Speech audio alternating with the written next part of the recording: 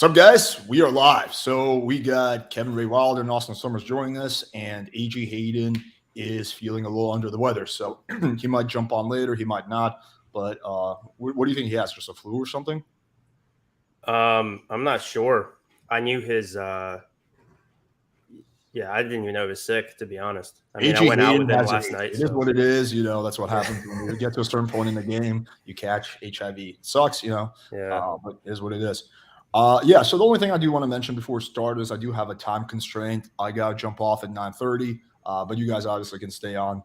It's actually a pretty funny story of what's happening. So there's this chick that I banged like 3-4 years ago, right?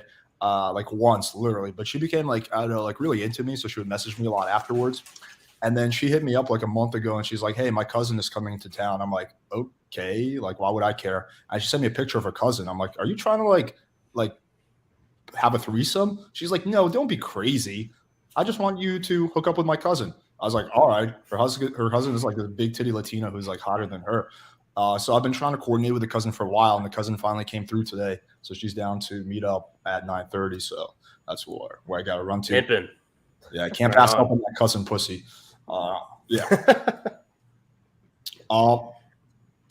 So I guess the theme for this podcast is we're just going to kind of review who we think are the best in the game and break down some infield and kind of give you our perspectives. I think it's like a really good balance because we have Kevin Ray Wilder, who's more of like a philosophy guy. Austen Summers is more of the cold approach guy, and I'm more of the online guy. So I think it's like a pretty nuanced, perspective. So Austen, you want to start off? You said you know the perfect clip. I'm kind of curious what it is. Yeah. So I just want to say, first of all, I've broken down more infield. Well, it's not like a flex. I've broken down more infield than everyone here simply because I do that on my programs. So I've broken down like thousands of infield clips of students, myself, other people, this type of stuff. Okay, let's see if I can. I'm kind of new to StreamYard, so let's see if I can share this properly. Share screen. Cool. All right, you guys can see this? Yeah. Can you hear it? Yeah. RSD Alex? Yeah, this is the best. That doesn't look like RSD Alex. I like his whatever the heck he's wearing. Oh, so wait, can we you can't guys hear hear the it? audio. Yeah, we need to turn on the audio. So when you share it, there's like this little button that says there's a little button that says enable audio. It's like really tiny. You have to like look for it as soon as you open up the tab. Okay, Brave tab. This thing. Share tab audio. Okay, I got it. There you go. Yep. Okay. Yep. Cool. So if I do a full screen, you can see this. Yep. Okay. What is up, YouTube? RSD Alex here, aka Timmy Squirts, and here we are in beautiful summertime Shy. Going to be doing a little day game infield pickup. How's this RSD Alex? Tricks and tools of the trade to lay some serious pipe this summer. You're going to see the surefire method to getting not only face, but fish, and that's right, boys, full-on fudge. All 3 holes, and it's all in this video. It's a parody. Links in the description to my training session. We're going to be All right, opening up you ready for the sets. infield? Number. Yeah. Hey, will you be my girlfriend? Or we can go on a date or something. You're so cute.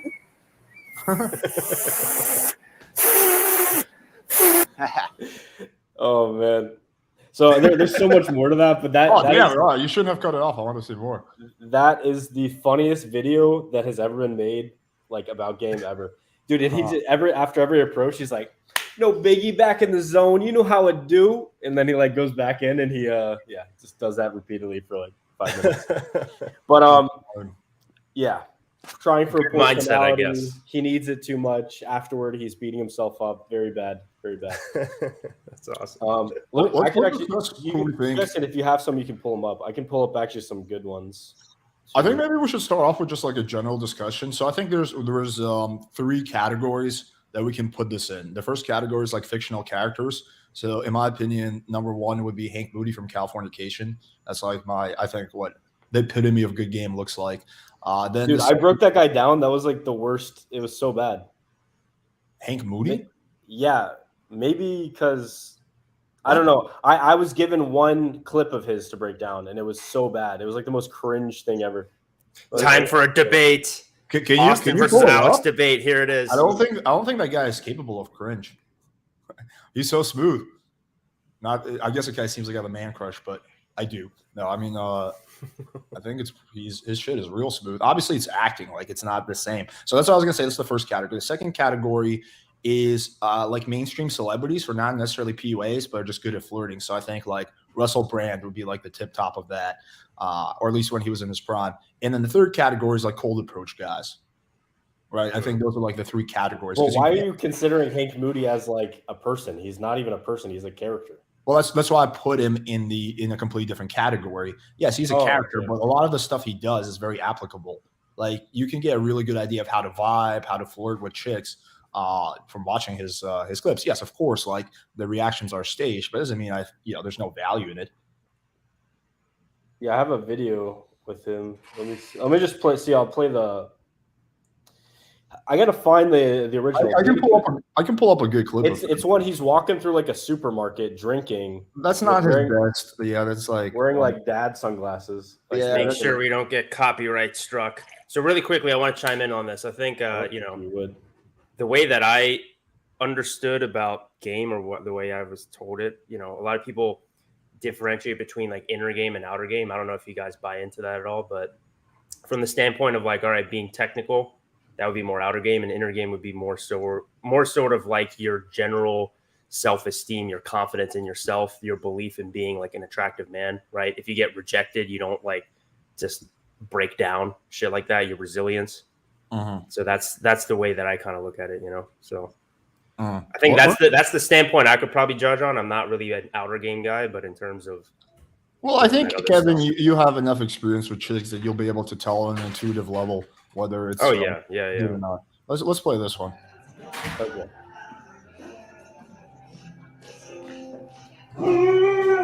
Shut up, Prager.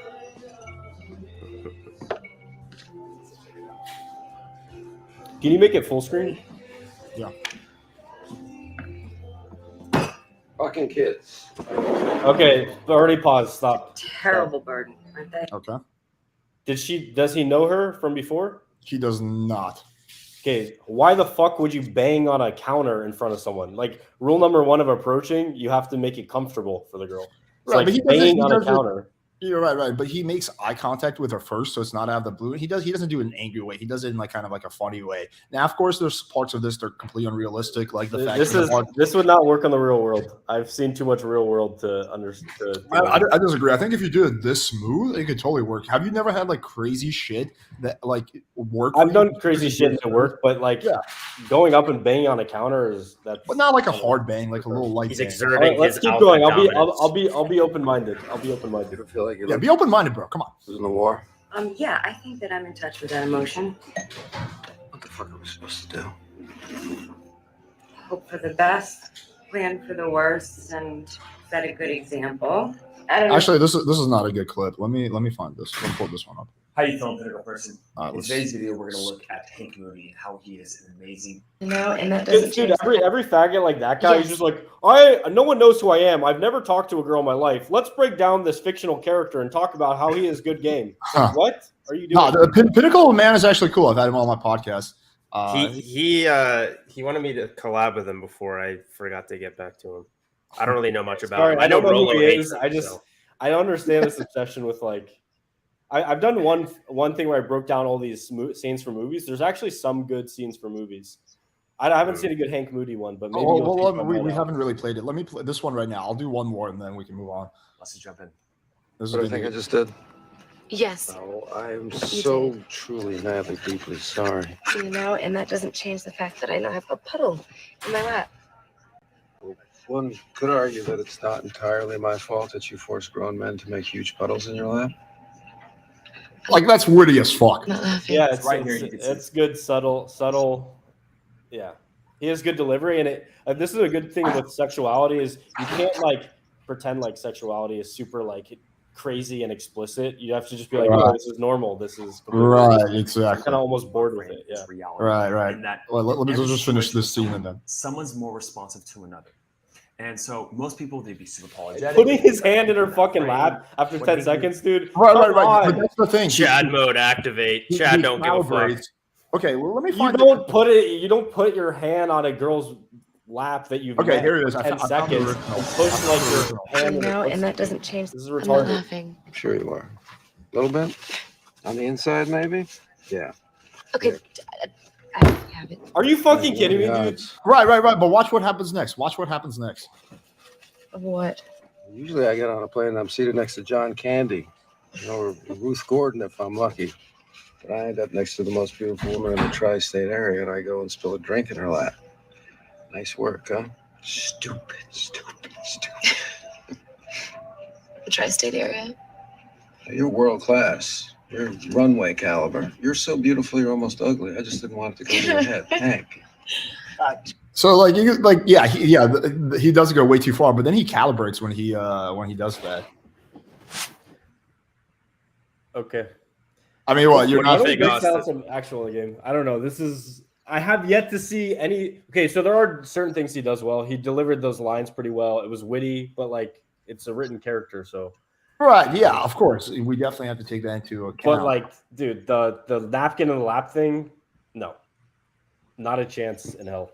Like dude, over the course of a flight, for sure. I've been girls I met on flights. I've gotten a hand job on a fucking Greyhound bus from Santa Barbara, some college student, all the way to LA.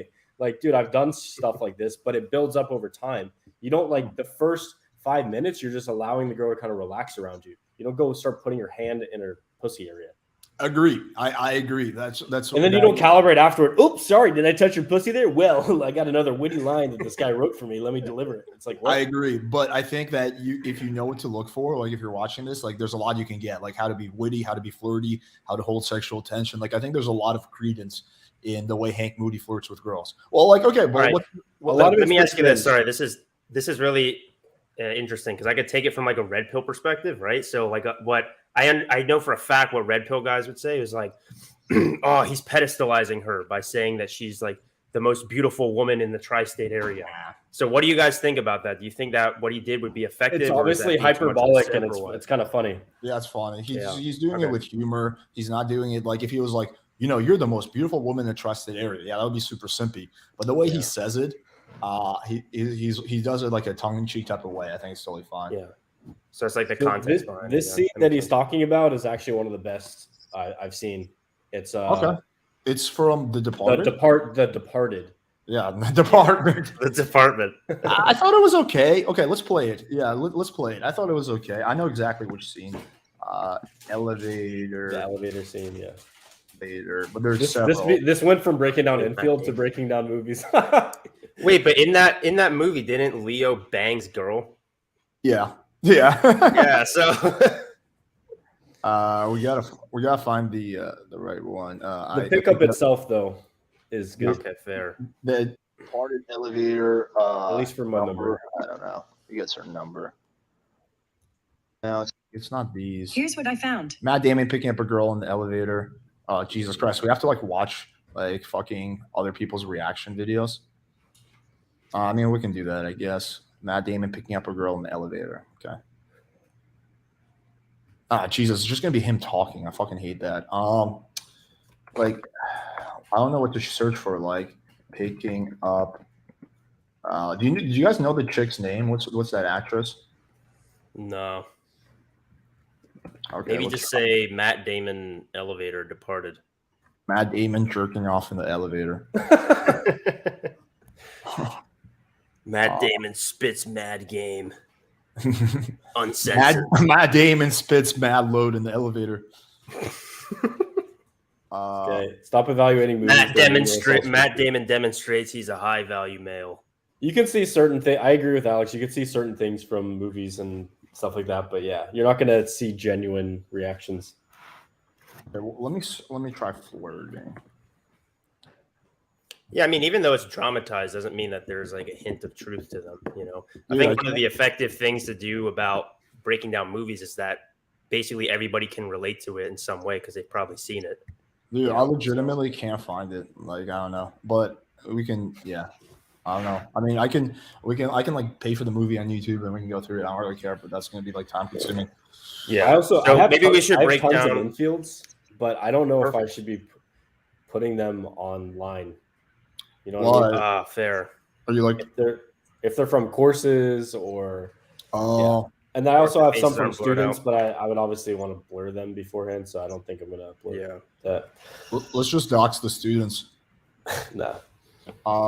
Okay, so I know okay, Avery was supposed to have a lot of things to break down, but he died. So He died sadly. Yeah.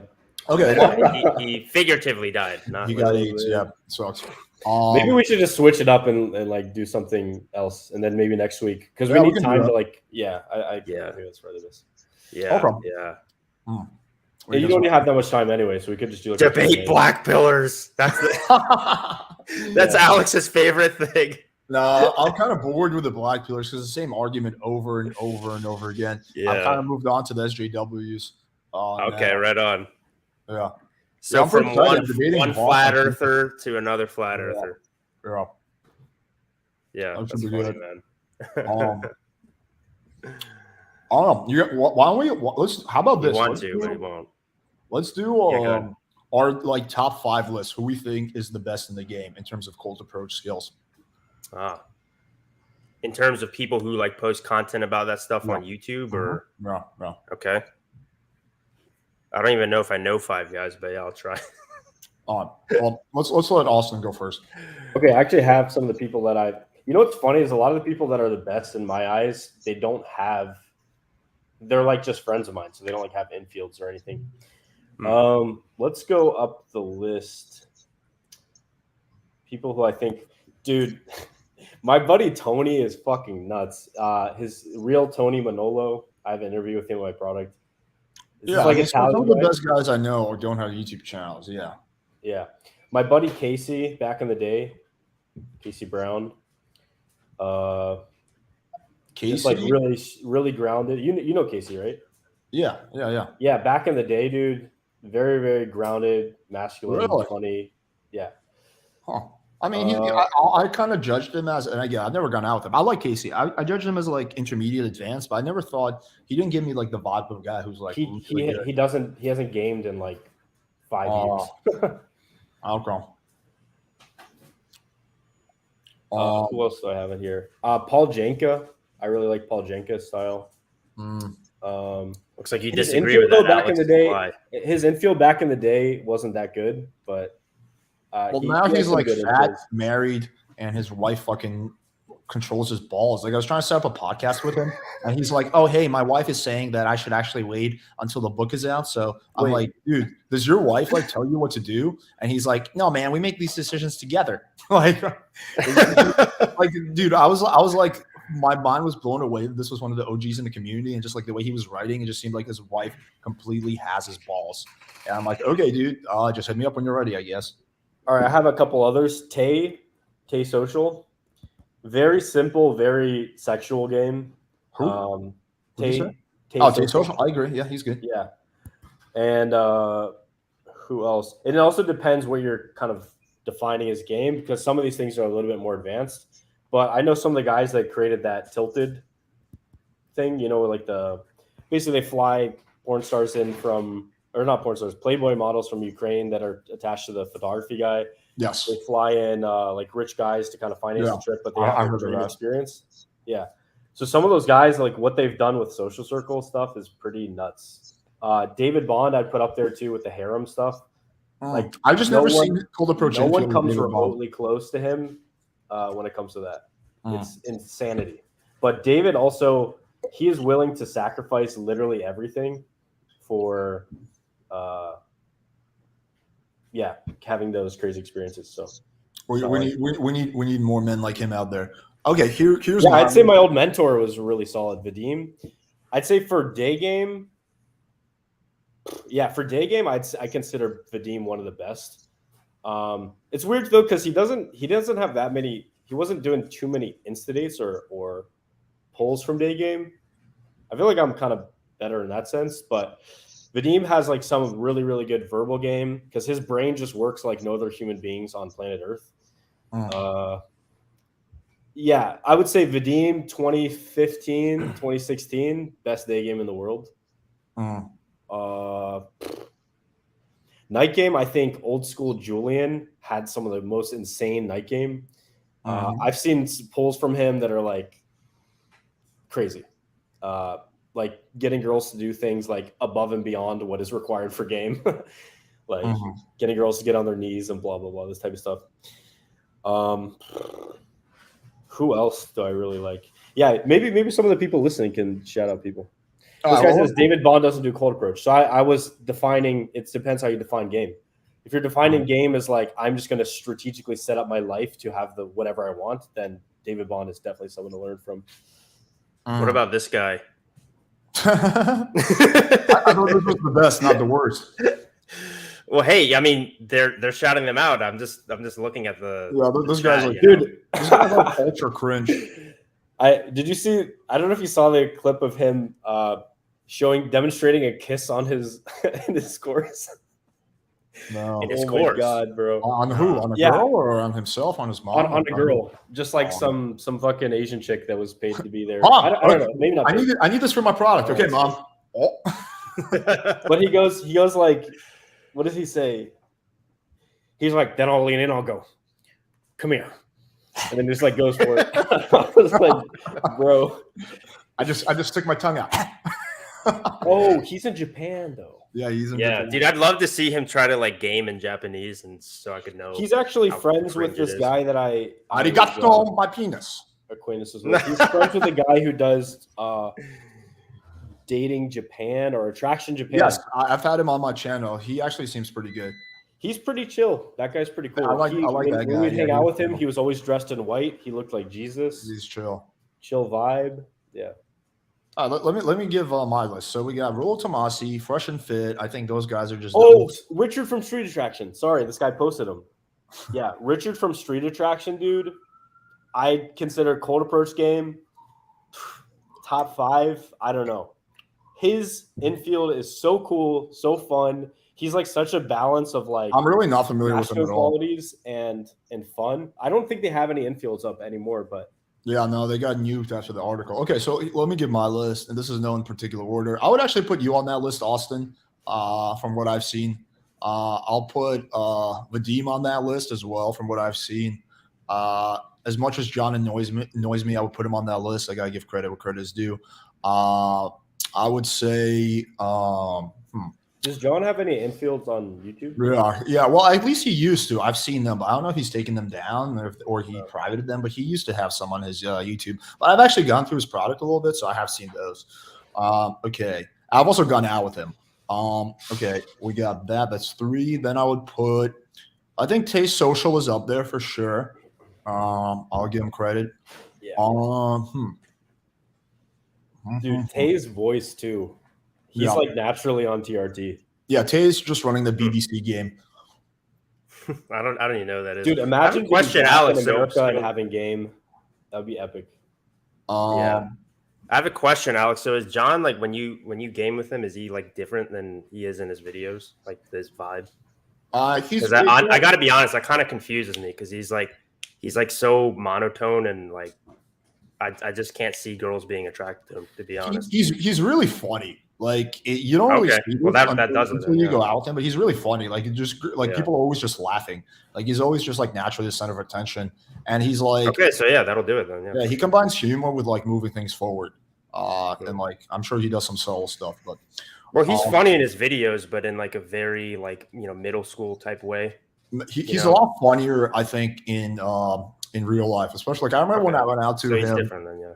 Yeah, well, like when I was I tagged along on boot camp, and he was just like, I was just laughing like half the time. I mean, I don't know, like if that's like the best thing for the students per se, but it was really funny. Like I remember I was just like highly entertained, and I saw like the girls were laughing a lot. Dude, you bring the energy, you bring the good energy, laughter. Yeah, I mean, I could see that. I think Coach Kyle's quite solid. I've met his girlfriend. His girlfriend is quite hot. I've never gone out with him. I've seen his infield. Avery's solid. I don't know if Avery would be like my top 5. He would be my top 10 probably. I've gone out with Avery, and I think he's really solid. How to Beast, definitely not. I think his cold approach is intermediate at best, if not worse. What about Jack Denmo? So here, it's hard to say because I've only ever seen like those like quick like troll type of videos. I would really need to see like a 10-minute interaction. I think he's got massive potential, but I would need to see like a 10-minute interaction. What I think Jack Denmo does really well is I lived with him for 2 months. He is a super social guy. Everywhere we go, he's always talking to people. Hey, Really? buddy, how's it going? Yeah, how are you? What's up? Because that one time I came over your house and I met him, he seemed extremely antisocial. Like he came out for like 1 minute. He seemed like super sleepy, and he just went back to bed. he's the most hardworking person I've ever seen as well. He's very anyone that's successful has like these weird superlatives, you know. He grinded so hard making his video content, and like I've never seen someone work that much, to be honest. Okay. Except for maybe outside of, you know, when you first start up something, like Alex, when you probably started playing with fire, you probably did some 16-hour days for a while. Yeah. Something like that, yeah. Okay. 60 hours, 6 hour, you know, same shit. Oh, but sorry, so Jack, he's super social. He talks with everyone, and then girls just know him as like the social guy. So he's the guy that can get away with a lot of like talking at the gym, meeting people at the gym, meeting people like at the jacuzzi. He's just a social guy in general. So he just is constantly meeting people, and some of those people happen to be girls. So well, he's definitely got a lot of balls based on like some of the pranks and stuff he's done. Like I saw one where, you know, some people on the internet were making negative reaction videos to it, but I was impressed by it where he had like a trash bag or something, and he would just like throw it at people and be like, "Oh, sorry." I thought it was hilarious, but that takes massive cojones. I can't wait to make YouTube videos again, dude. I'm so excited. I think by the way, guys, you said, Alex, and just release a video so I don't get raped on my channel. Wait, which video? I should just release a YouTube video. I haven't released one in a while. Yeah. Oh yeah. I saw. Yeah, you haven't released a video in like months. Like right? fucking, damn. like Mike Tyson just going away for like 10 years and then you come back. Yeah. And then you're gonna beat up someone on the plane or something. I'm gonna be on Jack Denmo's podcast soon, by the way, guys. Probably this week. So look out for that. Nice. So what do you guys think about Todd? Man, dude, now we're turning into one of those red pill podcasts, just discussing other people. Like, but notice how the views just immediately jump up. Yeah. Notice how the views just immediately jump up as soon as the gossip begins. Yeah. Yeah. That's how it goes. There's one person that's missing. I don't like this person personally that much, so it pains me to say it, but I gotta give credit where credit is due. Marcus Wolf from UMP. I have seen him, and he's like insanely fucking good. Like, again, I'm not a big fan of that company. We have personal history, but Marcus is insanely good at cold approach from what I've seen. Do you guys know Social Prime, that old company? Yeah. With Chris Wilde. Yeah. Those guys were good. I've gamed with them. Chris and Niels are good. Yeah. I've gone out with both of them. Chris, I think, has a habit of being a little, at least when I saw him, this was ages ago, he could be like too polarizing. So he would just go in like way too polarizing, and then like the chick would be like, what the fuck? But Niels was really solid. Niels was like more, I don't know, disciplined, I guess, or more, I don't know. He just was a little better, like feeling the vibe of the situation. Yeah. I saw Niels do some like good shit. So this guy's bringing up Todd. I think Todd has some of the best understanding of game and just like what's happening in general. But I do think his system is far too complex for just normal people. And it's like, it's just puts you really in your head as opposed to like being. I think he way overcomplicates game. I think he makes game much more technical than it needs to be. And I think that's not necessarily a good thing. Like overcomplicating something, it doesn't necessarily mean you're making it better. Sometimes it makes it worse. And it's more for people to juggle in their heads and they don't know what they're doing right and wrong. And Well, I think the reason, in my opinion, why he's so popular is because men in general, we're very logical, right? We're like, what's A plus, I want C, what's A plus B? Here's the formula to get, whatever. And I think Todd, he focuses so much on like verbal game, like the right things to say, right? Because it's not as sexy to say like, hey, just grow a pair and go approach that girl. And then if you fail, go do this other thing. And, you weren't making correct eye contact or doing whatever. I think from my understanding, I don't want to straw man him, but my impression of his videos is very much just like, oh, you have to follow like this formula of clever things to say. So what do you guys I think he cares about his students. Like from what I've understood, he's a good coach. I went through, when I was creating my product, I went through virtually every product I could find, and his was actually one of the best. Jason James, you know what? He doesn't have a YouTube channel anymore, but he's really solid. I've gotten out with him. He's really good. Just make sure you don't say anything bad about Todd V, or else he'll send you a cease and desist letter. Nah, he can suck my dick. My lawyer will kick his lawyer's ass. Yeah, I think Todd is intermediate, probably. I think the reason he has most of his popularity is due to the fact that he was affiliated with RSD. So I think he's still riding that coattail. I think if it wasn't for RSD, he would be a nobody. I don't think his game is particularly impressive. It's not shit. I would say it's But decent. I will say his understanding of what happens in interactions though is pretty spot on. His ability to like understand, his understanding of male female dynamics, this type of stuff is really, really good, and it's really technical, and it's really interesting. I would say that's ironic because when me and him were going back and forth in emails, and his understanding of the situation was insanely poor, which is why he just wound up looking like a jackass. He like sent me an email. He was like, "You have 24 hours to take down your roast video of me, or I will blah blah blah blah blah." And then I just had my lawyer fire off an email, and then he's like, "Well, I didn't say you have to. It was just a suggestion, but you don't have to, of course. Just a recommendation that if you want to, you could. But either way, it's cool with me." I'm like, "All right, dude." You frame mogged him, bro. All right. So speaking of Todd V, he used to be RSD, right? So how about everybody's favorite balding ginger, RSD Tyler, aka Owen Cook? I'm not saying that to like make fun of him. He refers to himself as that. So yeah, he does. Yeah. What do you? I've seen Tyler game in person several times, and it is actually pretty insane. Really? But he has. Impressed. So that's what he has. Like he's like really state dependent, I think.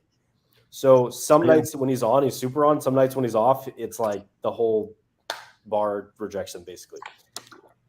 But his presence, like, dude, I've seen him like silent open girls and them get like insanely drawn in without him saying anything for like, minutes. But okay, here's my thing. Does he actually bang those girls? Because getting like several minutes where you get the girl to do crazy shit, that's cool for infield and whatnot.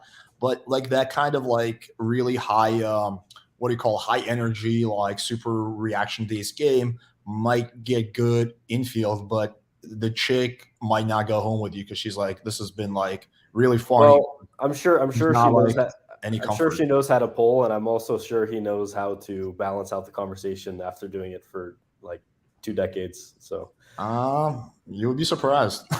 I don't know, man. I was not like, I met him in person. And I was just like, first of all, he looked like he was about to have a panic attack when I said hi to him. Like, I just can't imagine him like fucking tearing it up with girls. He's just like so. Well, also keep in mind, people have different.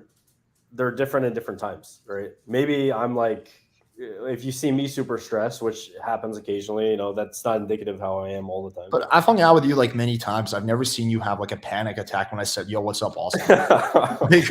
like I don't know, man. Like I think if that happened, I was like, "Yo, what's up, Austen? It's been a while, man." This podcast should be titled you like shit your pants. I might think a little differently. 2 people roasting dating coaches and Austen trying to defend them.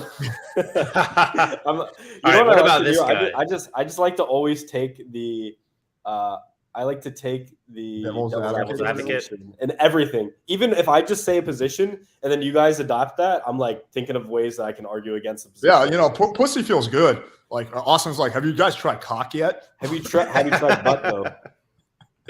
Like, yeah, pussy's not that great. So Justin, I've gamed with Justin. The strengths of Justin is that he's super high energy. He's super positive. He projects like more like kind of like intense energy that captures people. He's almost like a frat boy energy.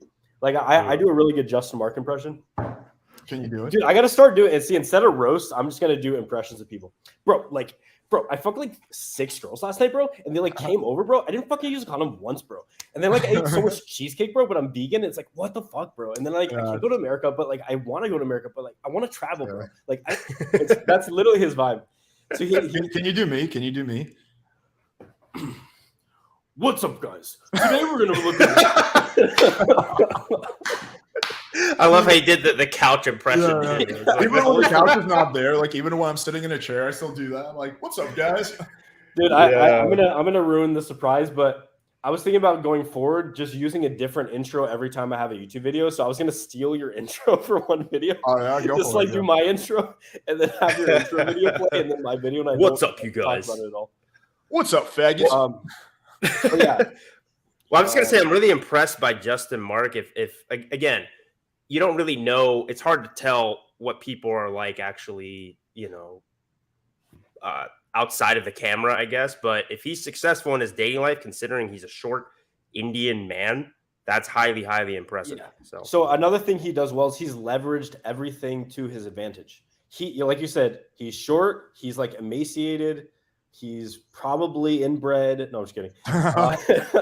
He's short. He's kind of whatever. He got a nose job. He looks like more attractive. He works out. Dude, what was up with that video of him like gaming a grandma? Like that was just I didn't like that. Kind of took me like that. I don't know, man. Was literally 69 years old or something. Like what the fuck? Everyone in this industry is a clown, and you just have to find out in what way they are a clown. It's not like you know. Do you have any like? Did he actually bang the grandma? That's like is the he real into question. grandmas? Like I'm not gonna grandma shame him, but Gilf game. I don't know. Like, did he Maybe think he was doing it for the troll? Maybe he was into it. I don't know. I don't know. I'm not here to defend everyone and all their actions. No, I like Justin. What I've noticed I like Justin a lot. I was just really confused by that. Can I bring it back to the strategy? So he's a promoter. So he has more access to things in Toronto than like a lot of celebrities would even have access to. He has access to the old folks home and shit. He has access to the old folks home. He knows the orderlies. He has their numbers. They can sneak him in back doors for late night orgies. But dude, he's a promoter, so he has access to like events, boats. He has like his buddy is like a pilot, so he can access like a plane and fly girls out that he likes, like an actual plane, take them for a flight. Go up to a cabin with them. Like he's constructed a really fun social life. So when girls meet him, they're blown away by how much they have access to. And because game is not just who you are, it's also how you position yourself, right? When a girl meets Justin, they don't just meet like, hello, I'm 5'2" Indian. Hello, nice to meet you, Bobs. They meet like a guy that's... They meet the hot grandmas he's banging, yeah. He's confident. He has access to the best grandmas in town. he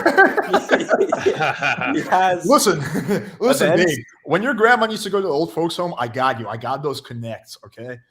But okay, last thing I'll say about him is from you take someone from the point where they started to what they have in their life now. Like, dude, Justin sends me like videos of him like banging like 2-3 girls at a time. Like not like grandmas, like actual hot girls that he brings out to like just elderly moms. Wow. And I think the two most inspirational things I see, Justin Mark's Instagram, like the shit that he does on that, and like the stuff they post on his close friends, and David Bond's harem stuff on YouTube is like it's mind blowing to me. No, I agree. But then again, being a promoter is like a cheat code. So okay. So Justin Mark is he mainly getting the threesomes from like the promoter stuff, or how's he doing? So yeah, I actually broke this down. I broke down like 50 different people's funnels on how they get laid now in their in my product. Okay, so yeah, basically what he does. Let me go down to the funnel. Yeah, so basically he meets the girls, whether it's night game, day game, fucking friends, Instagram, whatever. He dumps them into his Instagram as like the main middle part of the funnel, and then he brings them to an event such as like just like a night out, whatever. And he has bottle service, fun, whatever. And then from there, then they have after parties. So he has like a great apartment with good logistics. And even if you don't want to be a promoter, if you have a great apartment with good logistics in the city next to a club, you can invite the promoter to bring girls there for an after party. Then he has like after parties there, and then one thing leads to another. The guy that they've been with the whole night at the dinner and the bottle service and the after party is still there, and he's cool, and you're horny, and there's no other guys there. What are you gonna do? They're like, if they want to fuck, they're gonna fuck, right? And he's been like accumulating bisexual girls as well, which is what I'm doing now. I actually have 2 CRMs. So I have a CRM for just girls that I'm banging, and then once I confirm that they're bisexual, I add them to the bisexual CRM. I'm having a threesome this one. Bro, the only reason Justin is getting those girls is because he's 5'3" and Indian. Okay, I'm a fucking 5'11" white guy. You think I can just do that? Like, what the fuck, man? Like, Kevin's a fucking 6'2", half white guy. Like, you think he can do that shit, man? Like, he's not fucking 5'2". Like, and he's half Asian. It's not realistic, bro, for normal guys. Like, clearly chicks have a thing for 5'3" Indian guys. Like, so like that's not even applicable to anyone here. So this guy says RSD Luke does the social Instagram thing. Now, and then he takes them. How do I say things without me saying them? You just say it. You can just go hard. From what I understand, he has a certain white powdery substance, maybe creatine, at his place, and that's his main way to get girls back to his place. They enjoy the creatine because they want to get those gains. Pre-pump workout, yeah. They want to get that, you know. Me personally, I've always been a fan of sniffing the creatine because it goes directly into the bloodstream. I don't like to. I just suppository everything, dude. The suppository, yeah, that's good too. Although yeah, this guy's creatine game. What about this? I think because Alex, you have to head out soon, right? I mean, we can close this off soon. But I think this will probably be a good one to finish off on because then that'll be sort of like a good way to see who y'all really think is like the best. Who would I want to wing with? It might not. Yeah, if you had to choose one. Yeah, it might not necessarily be the best person. It might be the one that I think will add the most value to me. That there's a distinction. Okay, fair enough. Yeah. I'll let you guys go first. I got to think on it. For me, it'll definitely be Coach White Pill. I'm joking. That would be so funny if that's actually. How many pills are there, dude? Every time I come on here, I hear a new color. There's a new one every. Semen pill. That one's good. Semen pill, yeah. Yeah, for me, probably John Anthony. I think it'd be cool. Really? All right. For real? No, actually, the person I think the most would be Tony Manolo. I'd like to game with everyone, honestly. To be completely honest, I would want to game at least once with all these guys. And it is a cool experience when you meet someone and you get to game with them, and you've been seeing them on YouTube. Yeah, I'd like to game with Tay Social. I think Tay is fun. Yeah, he has this like I don't know, like pretty strong sexual style, which I feel like I could learn from a little bit. But yeah, I mean, obviously, like gaming with anyone who's good is advantageous. I think it would be cool to game with him. I'd like to game with Vadim. I've never gamed with him. Vadim is, dude, I have a funny story. Vadim and I, we were so in sync with gaming that, and our thing was like bringing girls for hookah. So we were talking to these two girls for like, 1-2 minutes. We split them to the side, do our like one-on-one kind of talk with them. And 5 minutes in, we go, by the way, do you smoke hookah? And we said it at the exact same time. Like it's kind of crazy when you find that groove with someone. That's cute. That's cute. Yeah. The only person I've ever gamed with or know that much of is Avery. And Avery's really solid. I really like gaming with Avery. Well, the second approach I ever did with him, this is a few months back. I mean, we pulled the girls back to his place, and this past week, I mean, he's been helping me out. I pulled twice with him helping me, so it's pretty. I mean, maybe for a lot of PUA guys, that's not a lot twice in 1 week, but I don't know. Oh, you know who I would be my number one choice? Old school Julian before he became a little bitch. Dude, you would be before the interview. Have you seen the CNN interview? Yeah, he has an infield where he's demonstrating giving value. Have you seen this? No. Okay, I can send it to you off air. Holy fuck, dude! It is so funny. Yeah, this kid is so funny. He can be so funny. That's what I like. Because once you get good at game, you realize game's not that difficult, and then beyond that, it's like how do you keep yourself engaged and how to have fun during the interactions, which some people do by going really deep into conversation. Some people do by making it super sexual. Julian's thing was just like, how fucking ridiculous can I make this? That's kind of my thing too. I like to make things ridiculous. Yeah. Yeah. I do that quite often. I made out with this.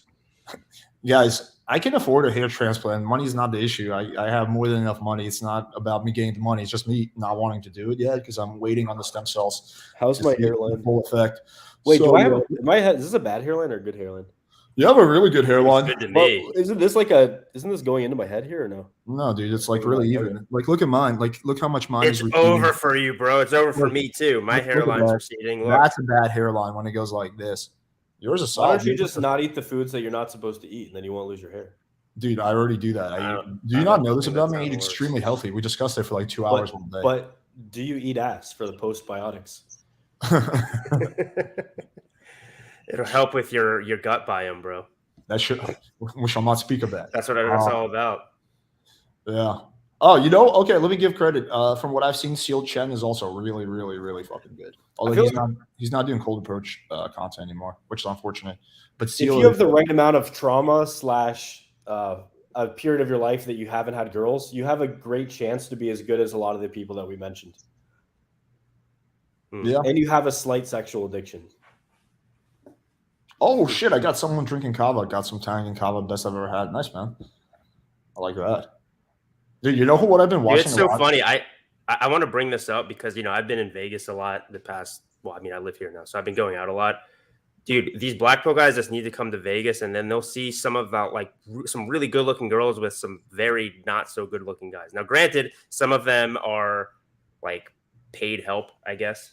But I reckon to say a lot aren't, because I've seen some girls that caught my eye in line at a club, and then I see them leaving with some schlubby looking dude. So, to think that like game equals looks, it's just like, dude, just fucking come to Vegas, go outside, whatever. You'll see that that's not always necessarily the case. My worst student ever was my best looking student. He was like 6'3", perfect style. He got all his clothes tailored, just jacked out of his mind, just like a specimen. And yeah, just the worst approach he's ever. Playing with baldness. Yeah, you know what? I want to comment on that, Austin. My theory is because I have some friends as well who are like, some of them are actually like amateur models, or I think some of them actually do it like full time now. I haven't talked to them in a while. Terrible game, awful with girls, and I think the reason why is they have this ego tied up in their looks, right? So if you already think if so much of your self identity is, oh, I'm the good looking guy, and you go approach a girl, then that's going to be like, oh, I'm not the good looking guy anymore. People are going to think I'm a loser. So automatically they're going to have a lot of approach anxiety, all that type of stuff, as opposed to somebody who has never had that reputation, that self image of like, oh, I'm Mr. Cool Guy. It's like, well, they have the mindset of, oh, well, nobody really pays attention to me anyway. I might as well just go ham and go try. Right? Yeah, the best guys in game have like a data approach to game. They're like, some girls are going to like me, some girls are not going to like me. I'm just going to go out with my method and then, just execute the program, and then you can always improve it over time. But it's like sales. Dating is sales. Yeah. In my opinion, it's like if you don't close a sale, you're not like, it's because of my looks. I got a dip because my date is like coming up. Okay, right on. I think we can finish it up here. I just want to comment really quickly. Alex, you like type really weird on your phone, bro. Like it was like, I'm going to do this. Either that or you're typing really fast. This is like, So like I've been trained let me by explain this text here. Allow me to defend myself, for God's sakes. No, it's a combination of two things. One, I have bad vision, and two, my neck is fucked up, so I can't do things looking down. Okay. So I always have to do things at eye level. Okay, fair enough. So you're making fun of my disability. Hope you feel good about yourself, you jerk. Disability maxing. That's the secret to your game. Can I just keep talking on this? Or Yeah. No, I just got dip, but you guys can stay on. Yeah. All right, Kevin. Do you want to sign off? Okay. Yeah, I can stay for a bit. I'll maybe dip out at like the hour mark or so. All right, cool. So, I'm gonna dip now, guys. We're gonna do another one of these next week, and we'll stay on longer, and we're gonna do the actual game breakdown. Hopefully, Avery resurrects from the dead. I hope you have fun, Alex. Let's bring him back. Dude, I gotta start uploading to YouTube. It's so fun. All right, guys. Peace. Yeah, man. Later, bro. All right. So, do you think NoFap or beating less helps with pickup? I would say yes, but I think there's a balance. This guy back here is a porn recovery coach. Oh, right on. Cool. Yeah. Yeah.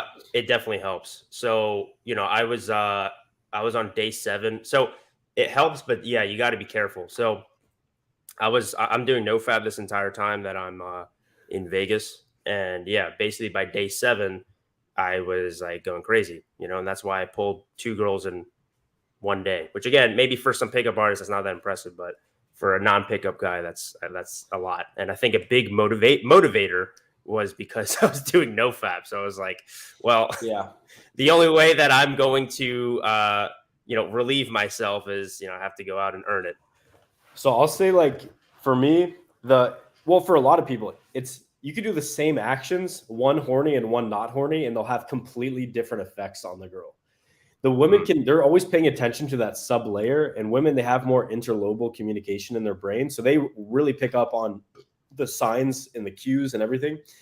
So yeah, if you're horny, they can really pick it up, and it puts them in that mood. Remember the golden rule of game: however you feel, she feels. So you kind of want to put yourself in the state that you want her to be in a way, or that she wants to be in. Yeah. What else? Testosterone peaks 5 to 8 days after ejaculation, which is true. I have felt though that like if I bust a nut with a girl though, it's like every 3 days seems to be a good sweet spot, because you don't want to like not come ever, because then it makes you more needy, and you don't want to come all the time because then you are just like in a daze. So it's kind of like a balance, and you got to find your own balance. Some people like, dude, I know some people that they come every single day and they feel completely fine and they're normal with it. And if I think it also depends on maybe how they do it. I mean, is it through porn or is it through sex or what? I think that's a big difference. Yeah, I agree. Let's see. There's a super chat here. Oh, wait, yeah, go ahead. It's either your channel or mine, or maybe Avery's, because Avery's is still streaming. So yeah, actually Willie, on Alice's too. I like Willie. Willie's cool. I met him once. He was a little shy, but for game, he was quite good. I've seen a bunch of his infields. I like it. Okay. Does NoFap change your face? Maybe your facial expressions? I don't I mean, hey, apparently after 90 days of NoFap, you start levitating in the air, and your IQ increases by 100 points. So who's to say that doesn't also change your face? All right. Yeah, dude, after you jerk off though, take a picture of your face afterward. Your face is never like, your face is almost always like, it's like just in this dir state. So yeah, I think it has. Well, it's because I think deep down, maybe your unconscious mind knows deep down that you shouldn't be making love to your hand. I like this. So game is manipulation. So if you want to view game as manipulation, then marketing is manipulation, sales is manipulation, business is a manipulation, hanging out with your family is a manipulation. You can view everything as a manipulation, or you can view everything as just persuasion, or everything as like sell or be sold. So that's basically, that says more about your perception of reality than reality itself. I view game as a way for me to help me and a girl win. She wants to fuck, I want to fuck. I'm going to help us create that. And I'm also going to help, like if I really like a girl, I'm going to make a relationship happen, because she doesn't know how to happen. It's up to you to make it happen. So if game is bad, then you have to say kind of goodbye to a lot of the people on planet Earth. Yeah. I mean, the very same person that says something like that is a type of person that doesn't think it's weird when he says, hey, let me just Google something really quickly, rather than, hey, let me find a search engine and put it in. It's like, that's literally marketing right there. So unless you're also claiming that, these big brand things are manipulating you all the time, then yeah, like you said, everything is manipulation then, right? So are you guys going to talk about online texting and stuff? Sure, if you have a question about it. Valentino, I've gamed with him, very solid. He has a really strong frame, and his belief in himself is really strong, and that's used to be a big part of his coaching, was like the Tony Robbins Stay with Destiny kind of material. And he had quite good game. Can't speak on his coaching stuff, which he doesn't do anymore, but yeah. All right, Austin, you can shit on Alex now. All right, guys, let's get down to what we're actually. This is like streaming on his channel. Imagine. This is the plan the whole time. Freaking Alex and his fake deep voice. Squad it is crazy to see. It is crazy to see his voice transformation from TRT. So all right, this is actually one of my buddies. He has pretty good game, but to be honest, he coaches way too much. The problem with when you do immersions and boot camps all the time is that it makes work going out and talking to girls, so that it's just like it links work and talking to girls so much that you stop liking to go and talk to girls. That's like the downside of his game, but the upside is he's super witty, super funny. He has a really strong understanding of how game works. And yeah, he focuses more on getting his students results than him getting results, because he's kind of old now. He's like almost 40. So yeah, I kind of, this guy, I always hear about him. Bradicus. The coolest thing not the coolest, I should not say that. An interesting thing that he did was that whole thing he did in Mexico, which is like he used WhatsApp broadcast lists. He basically like hacked Tinder, got hundreds and hundreds of like leads onto his WhatsApp, and he had a WhatsApp broadcaster, and he would broadcast a message to 100 girls at a time. And he would do so much of that like he would have several girls meeting him at the same time.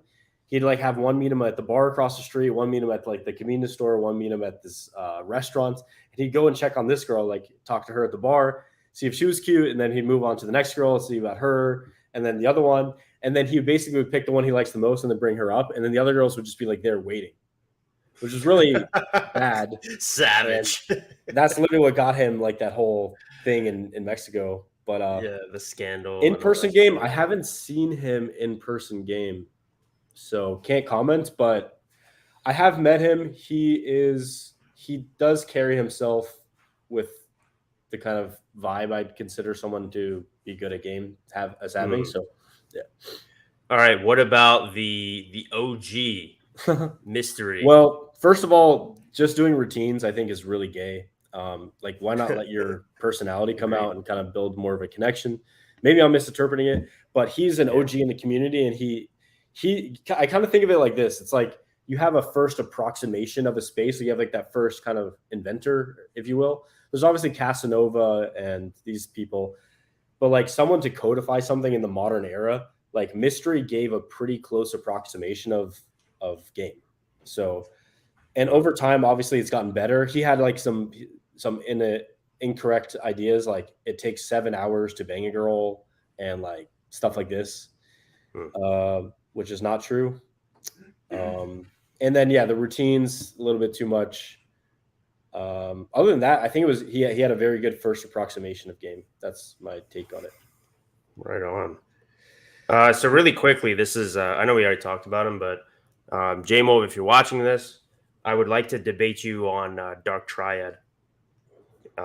So yeah, we should try to set that up. I think Alex can moderate between us, and I think it'll be a good discussion that everybody will benefit from. So if you're interested in that, email me, kevinwilder@gmail.com, or your fans, you can tell them that. I think it'll be a good debate. All right. If there was a PUA convention / competition, would you show up to compete if the best of the best showed up? I would actually do that. That sounds fun. The problem is logistics. Everyone lives in different places. We have different schedules. I don't know if that would happen. Like I think the only way to really do it, and there's a lot of downside risk for certain people, but I think like the best in the world would show up and they wouldn't really have an issue with it. Well, also, how would you measure who like won? Because let's say, for example, I got an idea. Like, okay, so well, let me just frame a few concerns I would have or flaws I would see in it. So if you have, let's say one guy pulled 2 girls within, I don't know, like a week, I don't know how long the convention would be, but they were like freaking smoking hot, right? And then some guy pulled like 10 average looking girls, right? Like how would you determine, who's the best or who wins? Add up the numbers. Yeah, but dude, I mean, no, I'm just kidding. Because I was going to say, fewer of hotter girls because women are on a distribution, and women are more average in general. So there's more average height women. There's more average attractiveness women. There's more average intelligence women than men. Men are more spread out. So there's more tall and short guys. There's more geniuses. Like at 140 IQ, there's 40 times more men than women. Yeah. So yeah, it would be I don't know. It also, a lot of game stuff is kind of subjective. Which girl's hotter? This girl. I like pretty thick Latinas. I also like white girls, but really skinny girls I don't really like. And that's what a lot of people like. They like skinny, like really skinny girls. And maybe you'd have to do it like that old Canadian show, Keys to the VIP, where you have like these challenges and then you have like a panel of people who like say, oh, this person won or this person won. That show was pretty cringe, but it was pretty entertaining. Maybe that's the only way that you could do it. What they do for like sports trials could be cool too. It's like you only move on to the next thing once you've managed to do something. Like, all right, once you get a number, you move on to the next thing, and then once you get like a poll, you move on to the next thing. Yeah, and also, how do you tell if you bang the girl? You'd have to have like in camera in your like under dick. Maybe like record the audio or something. So put it on OnlyFans. Yeah. All right, here's a super chat. Seymour Butts, nice name. I did a bunch of cold approaches and bombed hard. I'm 37, feel like giving up. Am I too old for this? How do you not want to give? Oh, how do you not want to give up? So I can. So yeah, you can go ahead. Okay. Yeah, go ahead. My biggest thing to start off with is don't think about how, think about why. Okay. So think about why you want this. For me, I want to have a beautiful wife or wives. I want to have beautiful children from them. I want them to be raised properly. And then in the meantime, I want to have crazy sexual experiences. My goal for like the next year and a half is going to be I want to have like a crazy harem in America, which would even be crazier. Yeah, I want to have crazy sex. I want to have beautiful women. I just love experiencing women. And yeah. And also, if you're doing a bunch of cold approach and bombing hard, you realize like all the people that were on this, like they teach how to get better. Well, I guess, do you? I don't know. Do you teach me?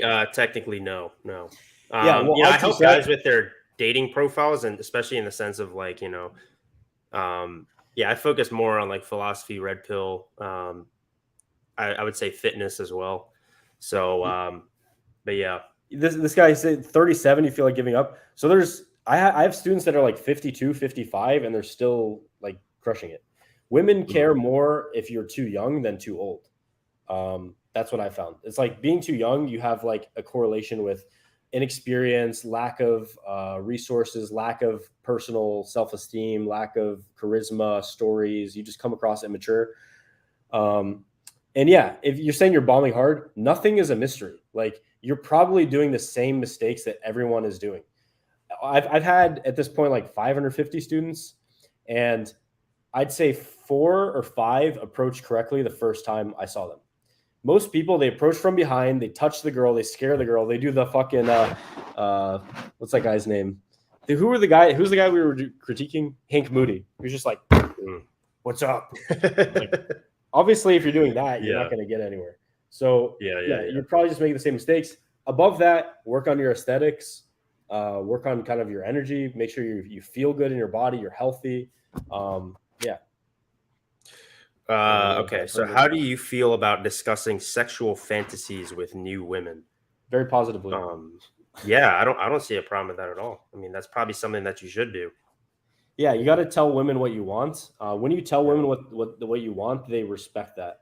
Another thing I'll do is after I have sex with them the first time, I get rid of all that like anxiety that's between us, and then we're kind of just like, oh, we've already had sex, so we can talk about it. I often go through this thing either with her or afterward. I send her a quiz, and it's called carnal calibration, and it's just a website. It's free, and you put your information in, like what you like, and then she puts what she likes, and at the end it shows what both of you like. And then you can try out those things. Almost every girl is into the same stuff. Every girl is like, they like lesbian stuff, they like bisexual stuff, they like to be tied up, they like to be spanked, they like a guy to dominate them. That's what else? That's pretty much. And then a lot of girls, it's surprising how common it is, but a lot of girls like public stuff. Like groping in public and like fucking on an open facing window, this type of stuff. So those are like the top 5 things that they're into. Beyond that, if you want to go into, there's some good books on this. It's called BDSM Kink and the Art of the Erotic Edge by Tristan Taormino. And that's a good book if you want to like research into it. You can also go on reddit.com/r/sex and just read. If a girl says she likes something, type it in and just read everything you can find on it. And then you kind of add to your Rolodex a series of skills. It's kind of like that movie. I have a select series. A particular set of skills. A particular set of skills. And then it makes pulling so much easier because if you're into a particular thing that a girl's into and you can just bust out those lines like and just whisper it in her ear, like girls will literally be like, oh my God. Like they'll literally just go into their body like, oh, like, why are you doing this? We're in public. Oh my God. I'm fucking like creaming myself. And you're like, okay, it's pretty easy to pull. Like I've pulled girls and they have like I'm like, do you have any tattoos? This girl's like, oh, just one. I'm like, where is it? She's like, on my lip. Pulls it down. It says like daddy. And I'm like, all right, this one's a wrap, folks. And I just start going down. Hell like, yeah. God, you're such a good girl for that. Just the whole thing. I don't want to be too cringe, but yeah. And then that was easy pull because she knows a guy that can deliver to her what most guys can't. So obviously you're an easy choice. Yeah. I would also just say a little caveat here. It depends on what your sexual fantasy is and how intense it is. Because a lot of people, they just assume something pretty mild, like, choking or even BDSM is like, so taboo for most women. It's not. But yeah, if it's some like really weird shit, like, like Cleveland steamer type shit, golden shower type shit, probably keep that to yourself, man. Build a little bit more trust over time. And then eventually maybe you can bring that up. And think about it like this: any girl that you really like, if you were dating a girl and you really liked her, and once a month she was like, "I just want you to put a furry costume on and fuck me," you're like, "You know what, babe? I love you." So like, pretty much girls will do anything to please you. Yeah, So. I think this is interesting. So, JMO says the only metric for a game that matters is your lay count. I'm pretty sure that he doesn't say that's the only one, to his credit, but I know he has a big importance on that. Do you believe that? He says his 1500 is proof that he has the best system. I think, first of all, like I said earlier, it depends on the attractiveness of the women, and then it also depends on what types of women you're trying to attract to in your life. So if your whole thing is like, hey, I just want to be like a professional sport fucker, I'm kind of saying that half facetiously, like half seriously, then yeah, I mean, maybe you should be using numbers as your metric. But for me, I don't know. Like it's, of course it's important that your number should be, decently high if you're giving advice to guys on this, especially, yeah, I mean, that's just important, right? Because you need to show that you have experience with it. But in terms of you guys in your own personal life, if you just want to bang a bunch of hoes, then that's fine. My concern with the lay count thing is just that it becomes more about impressing other dudes with your lay count than actually having the sexual experiences itself. You know what I mean? So Yeah, I and don't know. also I like to see girls again, and Yeah, exactly. yeah, sometimes I don't want to just go for the like. I'm seeing a girl on Wednesday that I really like. Now I could meet up with another girl on that day, but I'd prefer to just see the girl that I already like. Mm-hmm. And dude, Also honestly, depends how old you are. It depends how old you are. It depends how many long relationships you've been in that have been somewhat closed or serious. And I think it also depends on how you achieve those, right? So I've heard of guys who would go to these, like, there's always this sort of like this underground like orgy scene in any like big city around the world, and you could go there and increase your lay count by like 30 in one night. I guarantee you the girls probably are not very good looking at all, but hey, you're increasing your lay count when you do that. So I mean, again, it just depends on the ways in which you go about it, right? Yeah, and for most guys, do most guys care about banging like what it was like Wilt Chamberlain or whatever has like 15,000 lays? Like, do most guys care about that? Not really. Most guys would be fine with like banging like 10, 20, 30 girls and like finding a cool girlfriend. Yeah, it really just depends on what you want in life. And again, with Wilt Chamberlain, he was a superstar, just horny mother effer. I don't think he was going around bragging about how many girls he's banged, because his point of pride is being one of the greatest basketball players of all time. It just happened that he had access to all these women. So he was like, hey, I'm just going to have fun while I'm doing this here. Again, the guys who usually brag about lay count, they're usually trying to do that to try to impress other guys. But, again, like, look, even if most of the girls were like not good looking, if a guy has thousands of girls he's banged, he probably does know what he's talking about. So, This guy says, where do you guys shop for clothes? I got this at Zara. I'm sure people, some people think it's like cringe or whatever, but this is like, this is just my style, wearing Hawaiian shirts and stuff. And actually, I get a lot of compliments on it. So, yeah, the only things I've been buying, I have to like, in life, you have to make like sacrifices between things, right? So on one hand, I'd love to have really cool style that like takes more time and thought to it. On the other hand, I'm an entrepreneur and I want to have as much mental bandwidth as possible reserved for like, helping people and making money. So what I've done so recently is I just have like two different like sweatpant things that are like kind of stylish. And then I have Cuts clothing. I don't know if you guys know that, but it's just like t-shirts. They're the only t-shirts I found where I buy them and they fit well and they look good. And I can wear them when I play Ultimate Frisbee. I can wear them to the gym. I can wear them to meet girls. I can wear them on a date. I can wear them for friends, family events. Like, it's just, I don't have to think about it. I just pick my pants. If it's hot out, I wear shorts. and I wear like a short sleeve shirt, and I don't have to think about it. I just grab a different color off, put it on, put on either one item of flair. I put like this thing from my buddy Base Zeus. So like this necklace that's Zeus, or I'll just wear a watch, and then shoes are pretty much always just black shoes, the same shoes. Yeah, I'm not the one to ask if you want to like make the most epic fashion. I'd recommend following Magic Fox on Instagram, or you could go check out male fashion advice on Reddit, and there's also like good Facebook groups for like male fashion advice. You just go on and see a cool outfit and copy it. Yeah, right on. Cuts clothing. Yeah. I think I'm gonna dip out, Austin. I mean, you could keep staying here live if you'd like. Right. I need to eat because I've been doing one meal a day and I'm freaking starving. So, are you just gonna stay on here?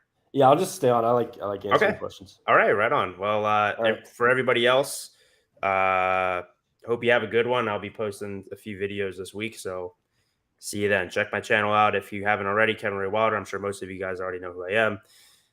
Anyway, see you guys and see you, Austin. I'll see you next time, man. See ya. Later. Okay. Oh yeah, this guy's talking about testosterone.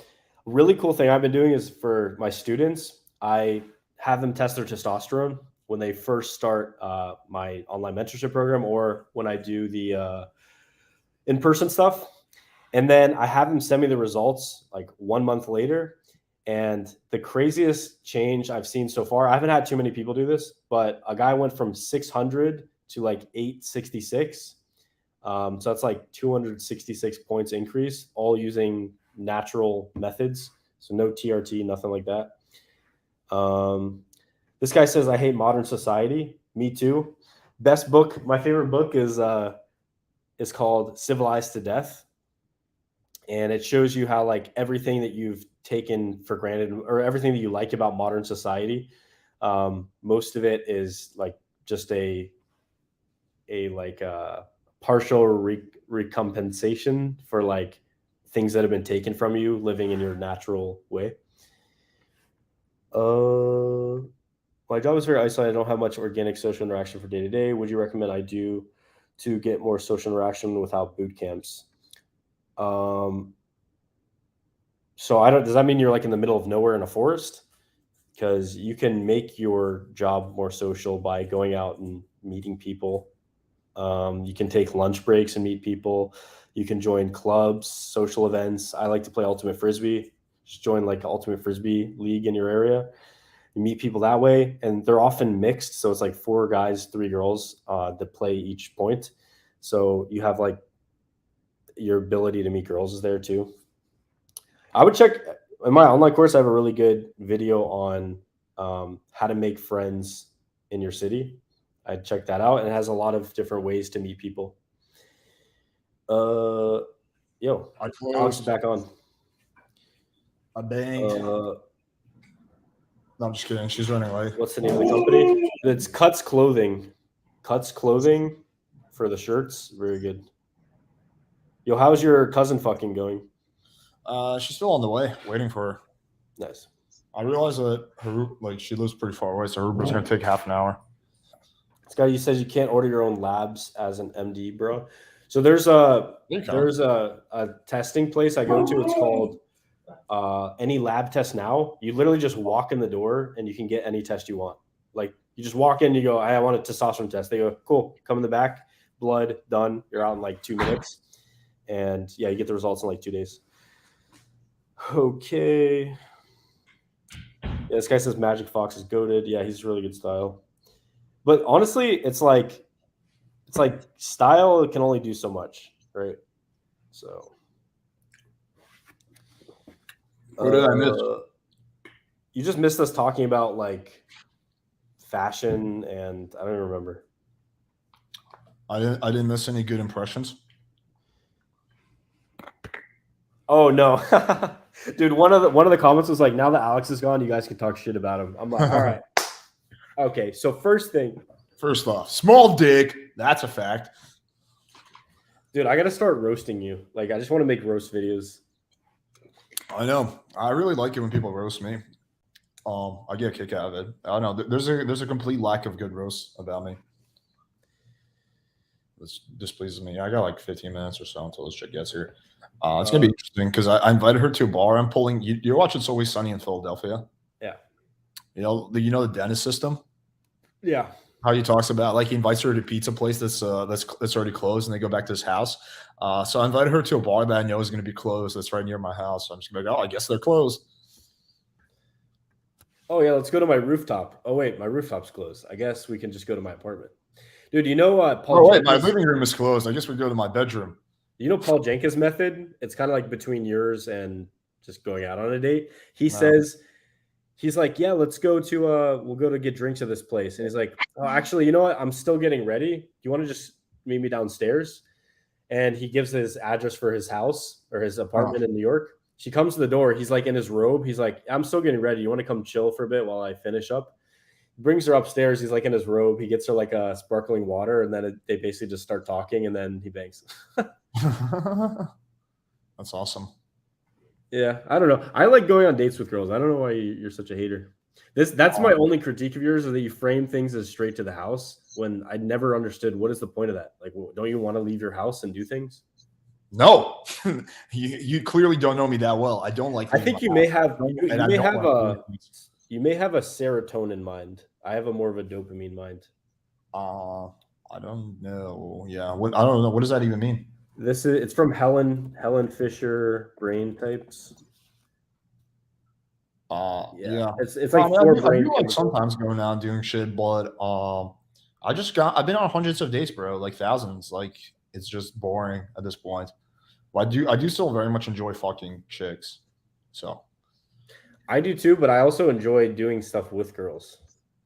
I'd rather do stuff with friends or with my girlfriend, honestly. Like people who I already know really well, rather than random chicks. Because I know that you already know. You've already like, because if you're meeting most of the girls from online.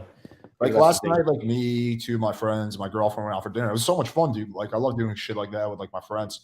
But like, because I know I'm gonna have a really good convo with them, we're gonna laugh. Whereas with a random girl, like I really doubt it's gonna be as good as it is with my friends.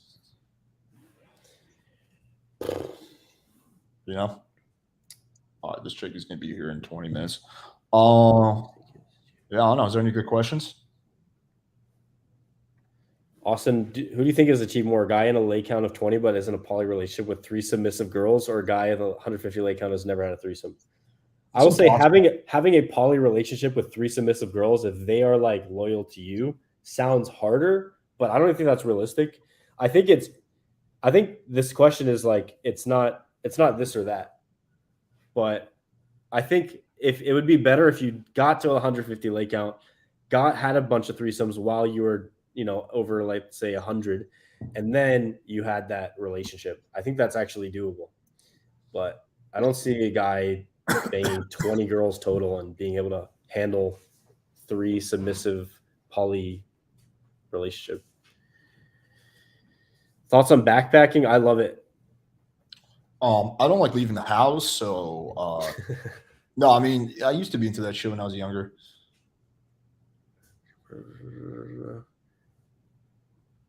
How many guys? Austin, would you game in China sometime? It's amazing for day game. It's like 10-man hand. I don't know. Am I gonna get fucking arrested? I don't know. China for me just scares me. It's like completely like empathyless society where like you're just tracked at all times. Yeah, I don't know. It's bizarre. It's like dystopian. Hang on, let me turn my AC on. It's like everything that I would like to avoid, basically. I don't know. Maybe that sounds too harsh. Dude, I've said Cuts Clothing like 20 times. They better start giving me a sponsorship. This guy even wrote it out. What's the name of that? Cuts Clothing? Writes it out perfectly. The questions have been better this time.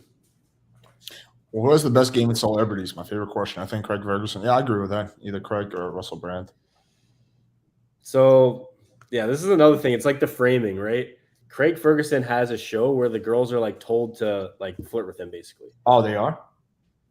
Well, what do you think? That's like his whole brand. I'm sure he has good game. I don't know. it seems like he has a good game. I'm not gonna nitpick that.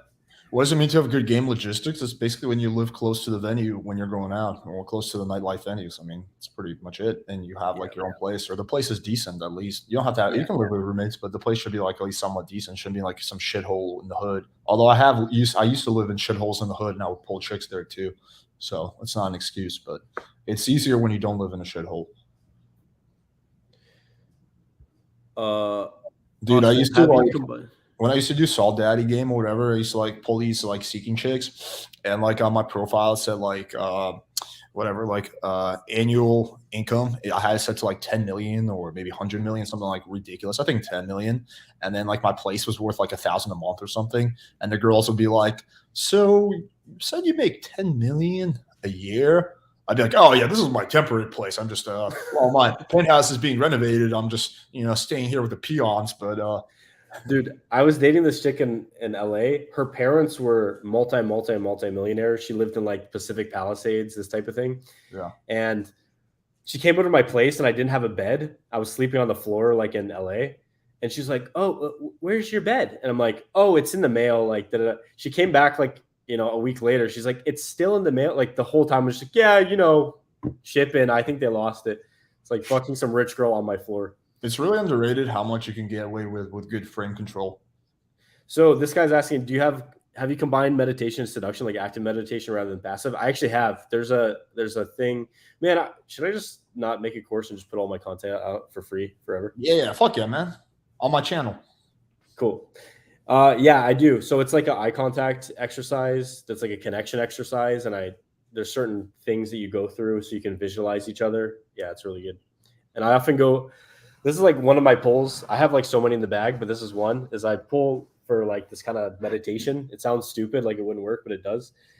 So we meditate for like 5-10 minutes, and then we do the connections exercise for about 5 minutes, and you feel so connected to the person that it's really easy to go to sexy times. But yeah, it's just enjoyable in and of itself. Alex, do you hit the sauna? Yeah, dude, I have an infrared sauna in my apartment. You've seen it. Dude, sauna is so good. I did a steam room today. Wow. Like melts away your stress. I love having an infrared sauna. Yeah, I'm debating wash tomorrow. Should be fun. Oh, this is a good question. What are your thoughts on faking IG pics, such as pretending to be grilling at a barbecue? That's literally what I do. Like my Instagram photo when I'm barbecuing, there's nothing on the grill. Like most of my Instagram photos, I faked. Like I don't really know how to write. Well, that's still you in the photo, right? Yeah. But I think that's what he's talking about. I think he's talking.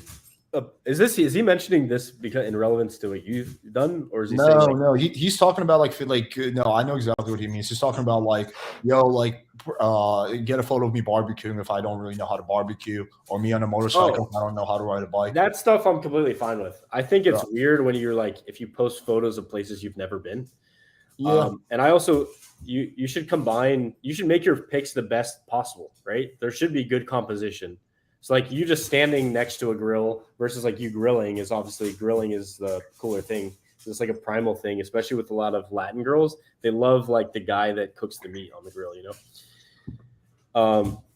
Yeah, and I recommend like FaceApp too. You can increase your attractiveness by like 1 to 2 points.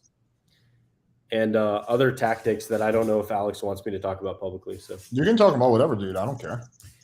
Well, what are you making? Like Alex doesn't want me to. What am I like? I don't know. Didn't you tell me not to talk about this at a certain point? Like the AI? No, you can talk about it, dude. There's nothing that's off limits. No, yeah.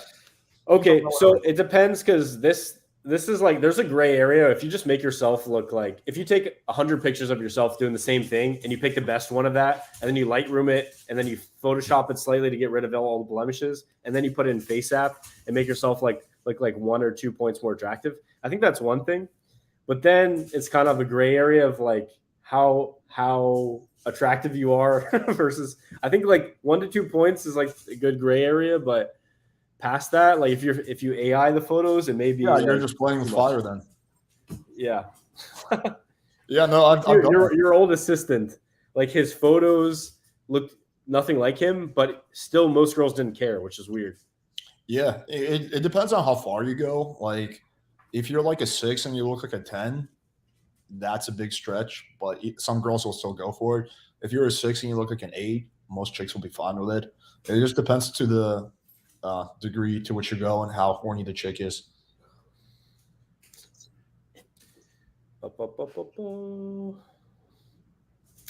Let's see. Oh, this is a sweet comment. Yeah.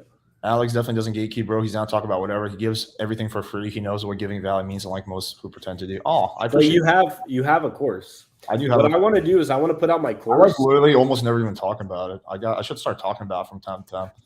Yeah, I want to do my course. But Sometimes even I forget about the course. The same. I want to give out the same information on YouTube, but the purpose of a course is that it's organized. It is like the most efficient way to deliver the content. Right? Yeah. Yeah. Like last time you asked me about some vocal stuff, and I just gave pretty much my whole thing on the voice from that video. But yeah, if you want to see it, like, and it's also chronological. Yeah. Because game, you don't want to learn like. Yeah, I would say most of the information. Yeah, that's a good point. Most of the info on my course you can find on my YouTube channel for free, but it's definitely way easier to consume than when we have it organized. It's like so much better. Yeah, and dude, it's still like it's like the YouTube algorithm as well. I guess what videos people are getting served? Take like 2 months to learn all I know, or do you want to take like 2 or 3 days? I guess that's like the best way. But you can still learn pretty much everything if you go through enough of my videos. I think for this question, it's like within a couple inches. Like if you're 5'9.5", 5'10", you can say 6. Yeah, I would say no more than 2 inches. Yeah, if you go like more, if when you get to 3 inches, that's kind of like pushing it. Thoughts on Andrew and Tristan Tate? These guys, they are the best salespeople I've ever seen in my entire life. Like the way he weaves like a narrative, so that like at the end of like this podcast with your mom's house podcast, Tristan Tate has you, or Andrew Tate has you like thinking that you're gonna die alone, like in your country without him. He's like, you need a network of strong, powerful men and access to airplanes and willing to fight. I will say, Andrew Tate is like everything about him is like about fighting. So is this too loud? The dog's playing. No, you're good. Okay, everything is about fighting. He's like, I've developed my clothing line so that it looks stylish, but you can also fight at any moment. And he's like, I see these faggots wearing these headphones on the street. Don't wear those headphones. You need to be prepared for combat at all times. And I'm like, dude, where are you going that you're constantly need to be prepared for combat? Like, I think their whole thing is being like James Bond. It's a little bit too much. He also had a video where he talked about day game, and he said there's no hot girls you can meet through day game. And I was like, this is the most bullshit video ever. I kind of want to review that video. But he's like, he said you will find no 9s and 10s in day game. My student met a girl that was the hottest girl in the world one year. So the hottest girl in the world. How's that even judged? Like she won Miss World. She won Miss World. Yes. Who was it? I don't want to say I'll message you right now. Just text me later. Yeah. And he banged her? No bang. Oh. Did he at least get like a nice jerk out of it or something? I actually have the infield. Maybe I'll pull it up one day. It's in one of my videos. Oh, how can I find that? That's okay, dude. You can show me later. But yeah, it's either that or this. Let me see if I can find it. Alex, this is interesting. Alex, have you thought about only asking for a sub at the end of your videos or asking for like also? Yeah, I've actually done that before. I'm playing around with all kinds of stuff with calls to action. But I think the issue is that I just need more views on my videos. The more views you get, like, eventually the subs trickle in. So if you get like 1 million views, even like if 1% of your people watching it subscribe, you're still going to get like thousands of subs. I think the problem, I have a theory on this. I think the reason why I don't get nearly as many like subs and views as like someone like the Tates or the Fresh and Fit, not to say they're in the same categories, because I don't think I'm polarizing enough. Like I don't really say anything that interesting that you could react to. Because like I think my opinions are pretty like nuanced and shit.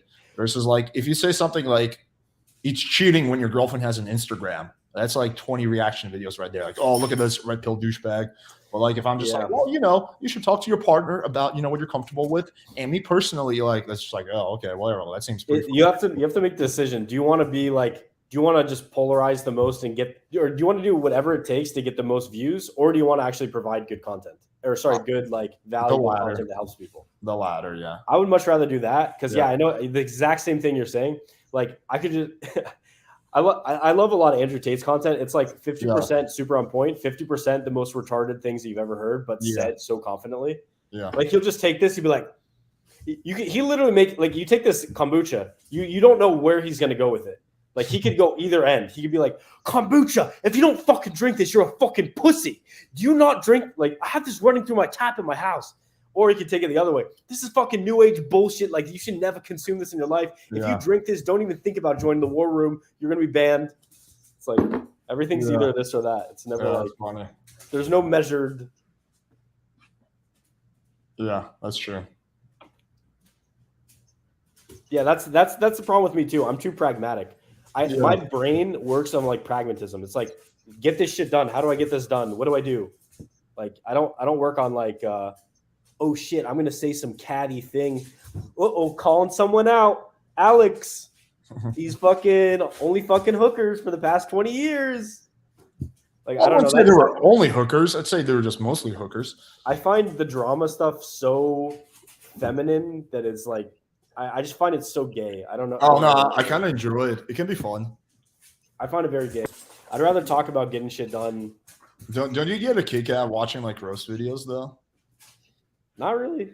No, you don't. I do. I actually went to the roast of Justin Bieber in person. That was kind of cool. But like those roasts, I think, are not as entertaining because they're all like set up already and they're not like organic. Canadian girls versus American girls, virtually the same. The only difference is I think Canadian girls are a little nicer. No, I lived in Canada. Everything they say about Canadians being nice is like made up. I've never experienced that once in my life. I've experienced that many times. Okay. Well, I lived in Canada. I don't know what else to say. Well, I've been to Canada. The only difference I will say is Canadian black girls, they are more like they're from like Eastern Africa a lot, or like different countries in Africa, whereas American black girls, they're almost always like from Western Africa and mostly like, see, Alex, nice. Yeah. Yeah, and I think if you do things properly over time, you will build up. Right? Yeah. A lot of people they like to do the fast. Was it? They burn fast. They die fast. Right? I'm coming up on 100K now. This is 4 years in the making, man. 4 years of hustling. Nice. I already brought one channel to 100K. I can do it again. Oh, really? Which channel? Honest Signals. I was by the time I left Honest Signals, I was generating 3 times the amount of views as Vadim. Oh.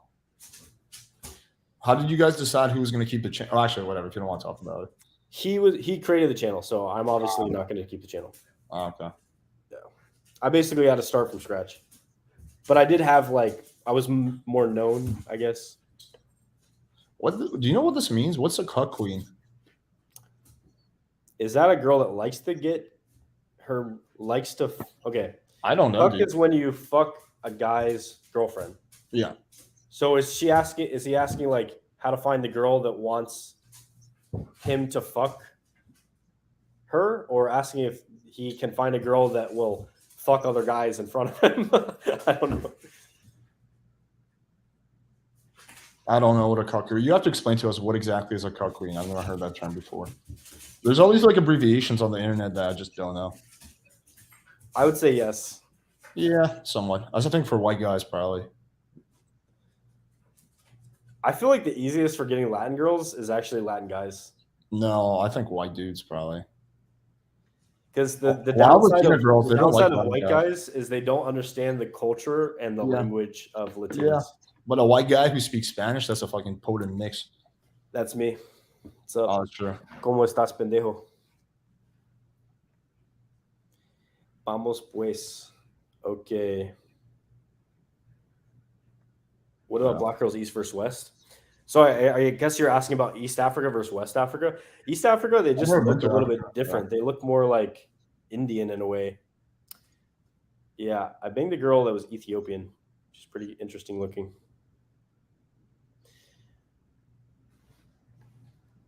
Oh. Yeah, I feel like I don't have a type. Do you feel you have a definite type, Alex? Oh, yeah, definitely. I'm attracted to women of all sorts. No. I just find that I'm less attracted to girls that are skinny, and I'm more attracted to girls who have like tits, ass, and hips. Me too. Yeah, I like big tits and big asses. Yeah, I like My girlfriend likes to mock me. I like cartoonish looking girls, like the big tits and the big ass. Yeah, dude. What do you think about? I like it when the ass is so big that they can't walk properly. Like where they have to kind of waddle. You know, like when the chick's ass is so big that after you fuck her, she's putting on her pants. It takes her a while to put them on because she's like doing the jiggle jaggle for like 2 minutes. Yeah, that's what you need. You need them to have to jump in the air while putting on pants. Yeah. Yes. I Alex, can't you have get them taste. on. I like that. Yeah. Alex, you're a man of culture. Yeah, clearly. Yeah. Yeah, I guess like for me, the benchmark is if this chick was being chased by a saber-tooth tiger, would she be able to get away? If the answer is yes, then she's not the girl for me. I want her to be so disproportionate in the booty that the tiger would eat her within 10 seconds. How much does looks matter? You know what I'll say? Because people think like to women, and women is just one universal thing, but it depends on the girl. Some girls, they don't care about looks very much at all. Like a lot of girls will be like, I don't give a fuck about the guy's looks as long as he's like ballin' and he's cool and he's like, you know, he treats me right, then I don't care. Other girls, like if you find a girl that's a little bit more superficial, cares about what other people think about her and who she dates and this kind of thing, you will find girls that like they're like a, let's say, a fitness model, and they only date fitness models, right? So depends on what she's thinking, but I will say they do matter. And yeah, the thing to do with that though is not be a armchair psychologist with it and just stay inside all day and talk about it, but just maximize your looks the best you can while gaming and while meeting girls, and then you find that it gets easier over time the better looking you get. Wow, what a surprise. But you can only really improve your looks by like what, a couple points, 2-3 points. Yeah, something like that. So, well, going from being a 5 to being a 7 can give you a big boost in results. Yeah, we should talk about height too, because there's 3 things you can do for height. Sorry, 2. 1, you can buy height boost shoes, so you can up your height by like 2 inches. I have those. And you can do a calculation of that. So you can go onto this site called Tall Life height percentage calculator, and you can see like if you're 5'4", like my old assistant did this calculation. He was 5'4". If he wears 2-inch height boost shoes, it makes him taller than like 30% more women, something like this. So it can be a huge difference, or maybe 40 or something. What are the other 2 things you can do? So 1 is you can get a surgery. Oh, that seems kind of extreme to me now. I mean, it's like painful. You can't walk for 6 months. So you can't walk for like a couple months. Yeah. You're in a wheelchair at first. What they do is it's a limb lengthening surgery from Paley Institute. Maybe I can share it. Dude, that seems like so extreme. Like I would never do that. But some people do it because they're born with like different shaped limbs. But it can work if you want to increase your height. I actually know a guy who's done this. He increased his height by 2.5 inches. So he went from like 5'6" to 5'8.5". And yeah, it costs $100,000. What's the third thing? I think I misspoke there. Let me double check. So shoe lifts, $15. Yeah, sorry, these are the 3 things. Shoe lifts, which are inserts you put in your shoes that cost $15. Then you can get special shoes like cow toe shoes to increase your height. Those are between $60 and $200. And then the limb lengthening surgery is $100,000. So we did this calculation. For $100,000 in shoe lifts, you would be a quarter of a mile tall. And think about how alpha you would be. Dude, you're just walking. You just fucking fall over every 5 seconds. Yes. All right, I got one for real. I think this chick is here. All right, I'll let you finish up. All right, guys. Okay. Peace. So the guy I know that's done it, he didn't have a bad time with it. He actually did it, and he's fine. He like walks. He can run. He can jump. Now that's to be discussed. What is going to happen later in his life, but.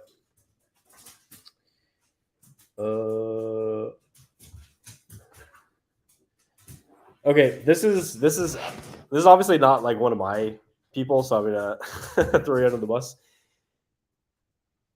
You have to think in more than 2 variables. I know most people, you add a 3rd variable to their head and their head explodes. So you're saying if game was real, that wouldn't be necessary.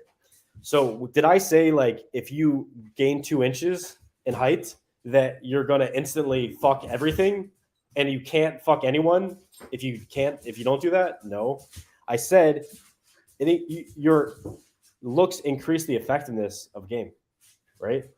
If you're like 1 out of 10, you're gonna have a very low success rate, right? So if you improve your attractiveness, you will improve your success rate.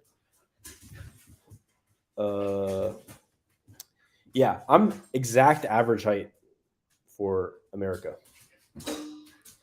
So 5'9.5". Says I'm 43, but look 33 and have been out of any type of game for a long time. Can't seem to push myself to talk to ladies. Is it creep for guys my age to talk to girls 23 to 29 years old? No. It is creepy though if you think it's creepy. If you think it's like super normal, then you're going to be completely fine with it. Some girls may say that you're too old, and that's fine. Just move on to the next girl. And yeah, if you can't push yourself, that's what I'm here for. I literally do this for a living and take you from where you're at to where you want to go in the shortest amount of time. So if you've ever fucked a hooker, you'll probably answer this for yourself. It's not an enjoyable experience. Everyone I know that's paid for sex, except for one person, maybe two, has said that it's like the worst thing they've ever done. You're with someone who's faking attraction. You're with someone that's like, wow, it's so big. Oh, sex is so good. Wow. Oh, like how annoying is that? So yeah, I would probably do the surgery. Okay.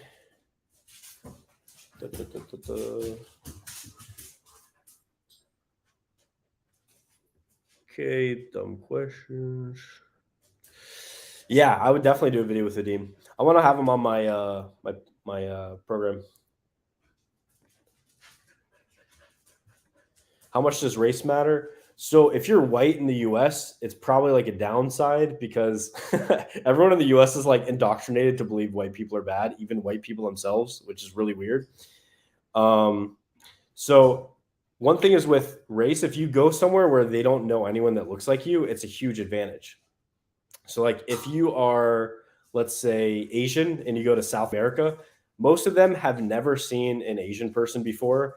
I remember I had an immersion program in Medellin, and one of the students, he met this Asian chick, and I was like, have you ever seen an Asian person before? And she's like, no, this is the first time. It's like, if you do stuff like that, you're going to have a huge advantage. Yeah. So it's better to be in places where people don't look like you if you just want to think about game. But yeah. I don't know what this is. I said, yeah, I have ADHD. I actually have one of my clients was a psychologist who helps people get over phobias, but he came to me to get over a phobia of approaching. And yeah, he also does ADHD, and he formally diagnosed me as having ADHD. So, but what does that mean, right? It's like, I think a lot of it is that it's almost an advantage in certain contexts. Like you'd want to have at least one person in your tribe that's ADHD that can like see other things quickly. I also have a highly sensitive person thing. So it's basically like I take in more stimuli than the average person. So I'm like hyper aware of what's happening around me, which can be a downside or a pro, depending how you look at it. My own mentor was like the complete opposite of me, Vadim. He was like completely like, he couldn't like even see around him. It was weird. It was kind of an advantage in game because he didn't even like care so much about other guys that were nearby or this type of thing because it didn't even register in his head. So I'd say voice is a huge thing because it's one of the 3 things that women experience when they're meeting you, right? I don't know. I've never tracked my opens, so I wouldn't even know. But pretty recently, it's been quite high because I've just been the way you do day game once you've gone through the 5 phases of game. So you've gone through desensitization, vibe, man to woman, strategy, and naturalization. The way that you do day game is you just go about your life, and when you see a cute girl, you just talk to her. You don't go out for sessions. However, doing sessions is important if you want to get to that place. So like the girls that let me think actually. When I'm going up to girls that I particularly like in my own, like there's some days where like I'll approach one girl, like, and this happened in Barcelona. I was at the gym. I saw this fucking girl with this epic ass, and I was like, I'm gonna approach this girl before I leave. So we finished our workout. I saw her. I approached her. Said, "Hey, I was just about to leave, but I thought you were really cute. Wanted to grab your Instagram." She's like, "Cool," and we just kind of bantered. And I made some references from the place she was from. Let's say it was Costa Rica. I said the main exports from Costa Rica are bananas and cute girls, and she laughed. And then left it on a high note. Messaged her, and then met up the next day and banged. I'm trying to think of a date that I haven't banged. I think every date I've had, I've banged. But I'm trying to think for like opening girls that I like. I don't know what it would be. Maybe 1 out of 5. But then again, I'm a horny guy, and I know about game, and I've done it for a long time. What does your diet consist of? I want to stop eating junk and get clean diet. So the best diet that I found is animal-based diet. And I think you can add other things in once you try it and you kind of get rid of a lot of the shit in your diet. But basically it consists of, let me see if I can I share my screen here? Let me pull this up. Let's see. Share screen window. Yeah, here we go. Cool. Can you guys see this? Let me just check. Put yes in the chat if you guys can see this. Is it sharing? Can someone put a yes in the chat? Is it sharing this Notion window? Scrolling through? Okay, cool.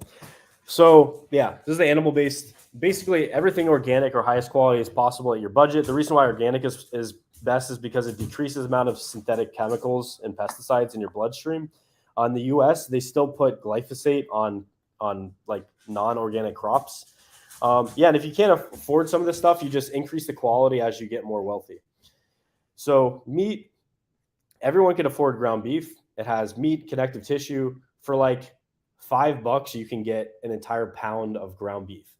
So, and you can literally live off of that. I like to get steaks. I rarely get chicken, but sometimes I do. You want to make sure you get soy-free and corn-free chicken. The reason why it's important is because chickens are monogastric animals and they store linoleic acid. They store linoleic fatty acid in their body more. Same thing with pigs. Literally the safest thing to eat would be like just grass-fed beef. Then organs, liver. I eat liver every single day. Heart, bones, bone broth. So I ate bone broth yesterday, and I had bone marrow today. You do kidney, testicle if you want to get those testicular gains.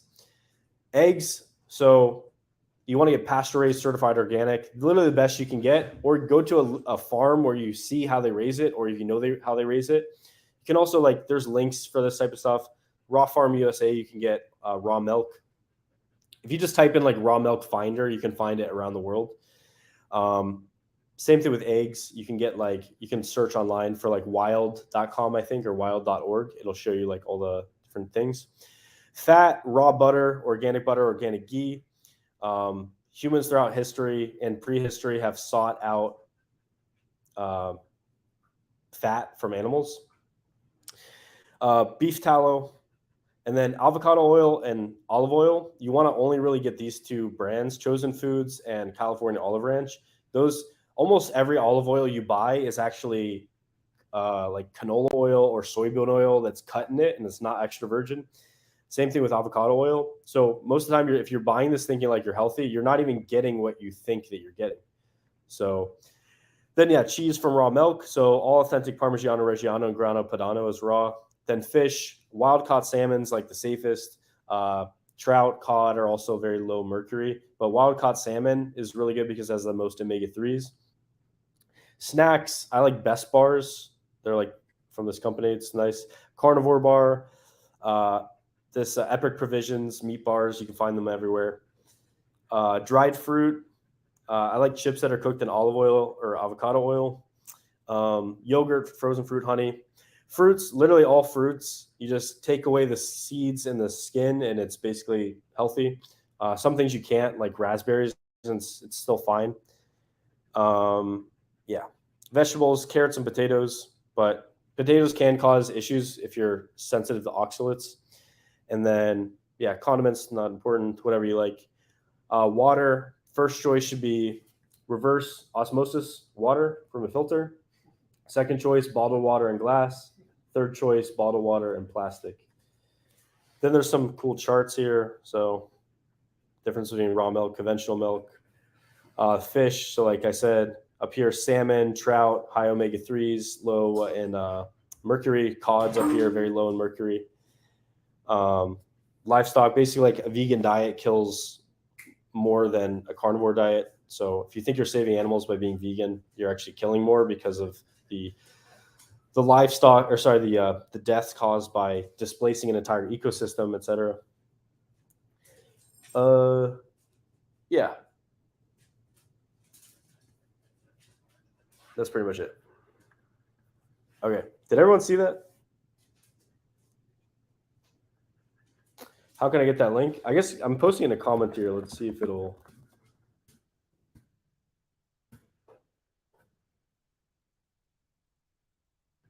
Okay, I just posted it in a comment. So, wow, it's shared to everyone. Crazy.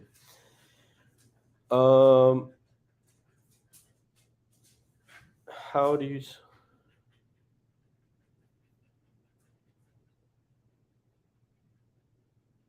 Okay, any other questions? I'm going to do like 15 more minutes. So if you guys want questions, just post your last questions. This guy says, why are you not keto? I don't think keto is best long-term. It makes sense that you would eat what you can find in nature. And keto, you would obviously everyone would probably be cyclically keto. But there's fruit available in nature. Like, dude, I went did the survival course in Idaho, and we're like, took a horse like 6 hours into the mountains, and you're like in the middle of literal nowhere. Like, there's only people around you are like people that are on that course, and there's berries everywhere. Like, you could just go out and pick handfuls of like the most delicious berries everywhere you are. Now, they don't have that during the winter, but there are winter vegetables and stuff like that. I feel like from what I've researched, you would be eating carbs. You'd also be having honey. Yeah, I don't see any. I don't really know if there's much evidence. Maybe I'm wrong. I don't know. But yeah, I do feel best when I'm mostly eating fat, but I'm not going to avoid carbs for some weird reason. Oh, I didn't even have honey in there, but yeah, honey is a very ancestrally consistent food as well. Like, tribes just take a giant thing of honey and just eat it.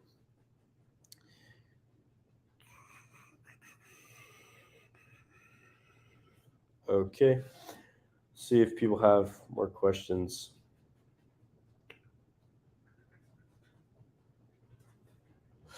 Yo, Nate, what do you think about this? Sauna lowers sperm count libido after I've been doing it every day for 10 months.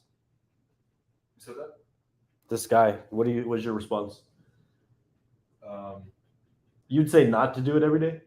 Sauna every day. Well, the minimum therapeutic benefit comes after 2 20-minute sessions a week. You want to do 2 20-minute sessions a week minimum for the therapeutic effects? Yeah.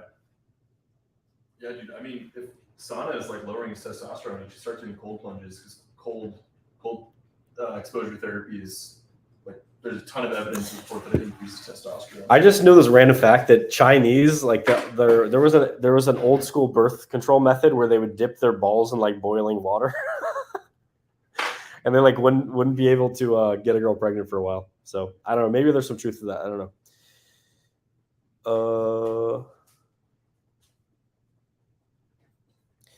This guy says thoughts on keno. So I don't use that word. I just call it physicality.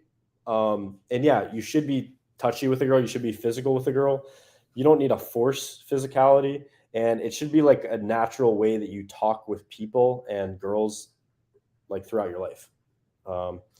Yeah, and I have an escalation ladder in my program where it's like from start to finish, like the way to escalate, and you can see where you are in the interaction based on how receptive she is to different types of physical touch. So I don't use any skincare products. I think like if you just follow the diet that I recommended, most of your skin issues will go away. Yeah, I don't feel like I look that good right now because I've been sick for like a week. I got back from Barcelona. To be honest, wasn't eating the healthiest. Changed my sleep schedule. Slept in 4 different places in a week, and that's how you get sick. Why haven't I done more college day game? I haven't done too much of it because I've always felt like guys can see through that because it's infinitely easier than doing game elsewhere. But I do take my students to college campuses to game sometimes because like if they look relatively young or are young, I take them there because it's like a really easy place to get like their first day game approaches because every girl's receptive. But yeah, like no one takes you seriously as like a dating coach if you're just approaching on college campuses because everyone knows it's super easy.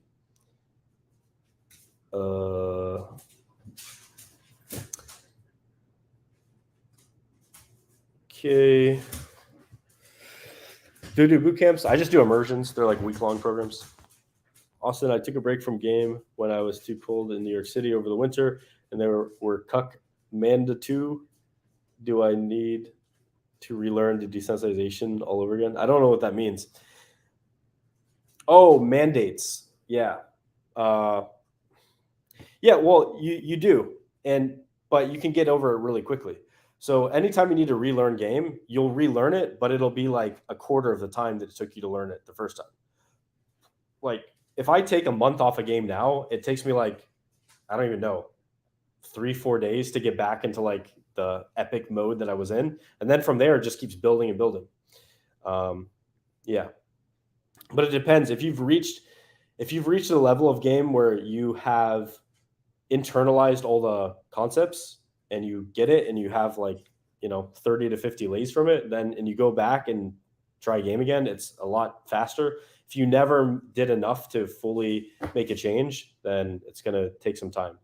Yeah, and you just go give yourself permission to suck, go out, and then just have no expectations and yeah, do your first stuff, your first approaches, and then over time just get more and more serious about it. And yeah,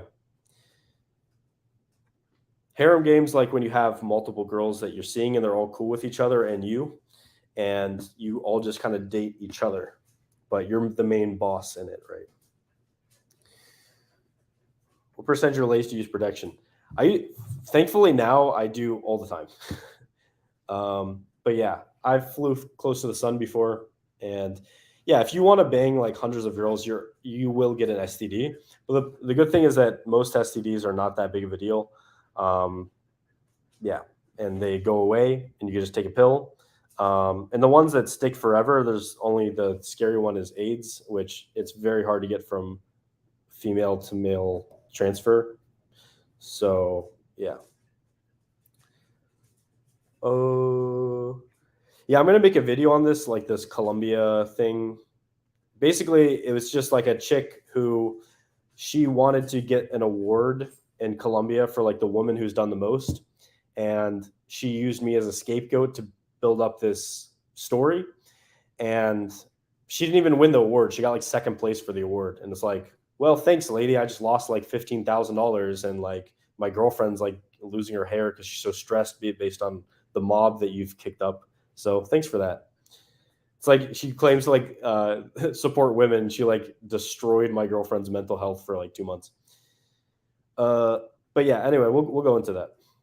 I'm going to create a video about it because I have like all the articles. I have all the messages to me screenshotted. I have all the infields. I have my old. If you want to see the Colombia thing that supposedly started all of it, which was my Colombia documentary, it's on my webpage. You just go literally right here, austinsummers.com/immersion. You could watch the entire video that got me banned from Colombia, even though I lived in Colombia for years afterward. Okay.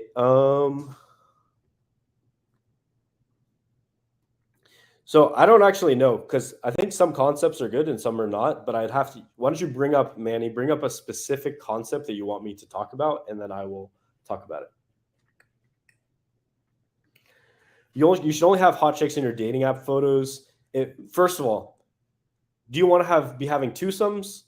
If the answer is yes, then you shouldn't have too many photos. You shouldn't have any photos that are like you with girls like, look at me. It's like try hard promoter style. Very bad. If you have photos with your like a mixed group of people and you're clearly all having fun and it's not too posed, those are great. Yeah, but if it's just you and one other girl, no, it's too try hard, and it's girls just think it's your girlfriend. Now, if you want to do the harem thing, you have like 5 girls in each one of your photos, then feel free. But I wouldn't say dating apps are a very inefficient way to meet human beings in general. So I wouldn't even recommend anyone do that unless you're at the naturalization phase of the game. Then you can use seeking. I'll bring up this from one of my students. He says, brief rant. In-person game, day or night, is 10 times better than online. Bumble in Vancouver, 300 girls swiped right on my profile this week. Out of those, I actively tried to meet up. I had 2 dates, and I got laid once. The one girl I slept with is a 7.5. Spent hours texting back and forth, logistics, waste of time. Went out tonight, made out with 3 girls, all hotter than my online dates. Probably around 9 solid sets. Spent 4 to 5 hours, had a blast. He says online game was great to learn text game, but that's about it. So yeah, I will say in other countries, online game actually works and it's great.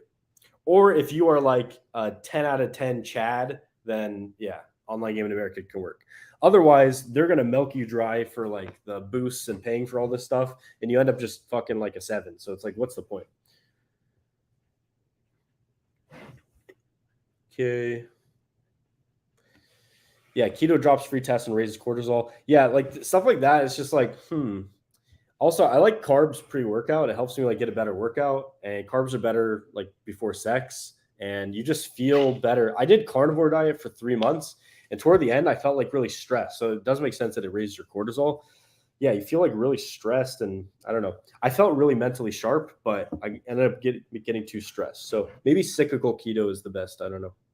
Maybe keto and then animal-based back and forth.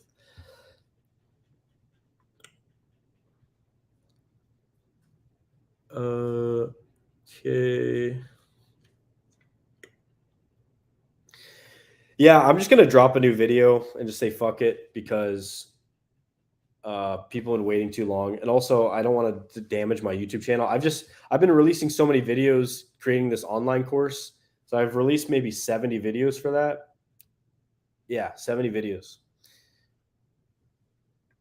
So AG was sick, didn't come on. Alex is banging his cousin, and I'm just kidding. He's banging some girl's cousin that got introduced to him. And then Kevin ate food. I don't know. What's your advice to finding hotter cougars? I'm always curious about this. Like, once you've banged like an older woman, like they're not that attractive. So it's like, I don't know, what is the appeal? Like, is it just like MILF porn, or I don't get it. Like, they're not that attractive. They're crustier. They got like wrinkles. I don't know. Maybe I'm weird for liking 19 to 23-year-olds, but I do actually like mid-20s. I don't know what you define as cougars. Maybe you could post how old a cougar is, but yeah, up to 30 is fine with me, as long as they take care of themselves.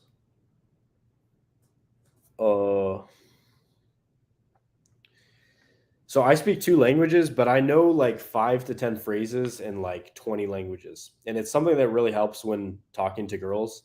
I highly recommend everyone check out the YouTube channel Geography Now. And you can just go down the list of like, what are the most common ethnicities that you bump into, and you watch the video, and you'll have instantly like cultural reference points that you can like touch on in interactions, and you build cultural rapport. So the YouTube channel is Geography Now. Yeah, and then learn a couple languages. Literally just download Duolingo, see the girls that you bump into the most, and just start going through the stuff and like memorize like 5 different phrases. Yeah, program coming out probably 3 months. I'm trying to make this the best I can. It'll probably be like 4 months. I've been working on it since January, so yeah, 9 months seems reasonable.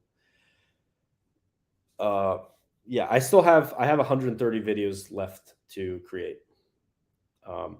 And the point, even if you guys go to other people, I think a really important thing, even if you're going to make your own course or whether you're going to teach anyone anything, is you want to make it short, to the point, succinct. You want to make it organized well, and you want to make it, what's it called? Like a logical progression. You want it to have a logical sequence. Like, I'm not going to teach you how to have threesomes in the course before you're like getting number closes, right? Everything's like from start to finish. So it takes you it only gives you the mindsets you need when you're doing desensitization during the desensitization part. It only tells you the mindsets you need for vibing when you're in the vibing part. It only teaches you like the strategy when I'm talking about polling, objection handling, seating, logistics, this type of stuff. Okay. So no one does basic stuff. So that's the first step. It's not like what supplements to take. It's how should you be eating, drinking, sleeping, and de-stressing first. So do the basic stuff first. No one here listening to this eats the diet that human beings should be eating. So why don't you eat that first? And then actually the first thing I would recommend doing is get your testosterone measured. And then you have a base point for what it is. So do all that stuff. The next thing is get plastics out of your life. If you can have, for example, you get sushi to go from a restaurant to eat at home. You can either use a soy sauce that comes in a packet, or you have your Kikkoman soy sauce in a glass jar. Use the glass jar. You can put something in a plastic bag, or you can put it to store in your fridge, or you can put it in a glass container. Use the glass container. Yeah, I've had like 2 pregnancy scares. Just got Plan B.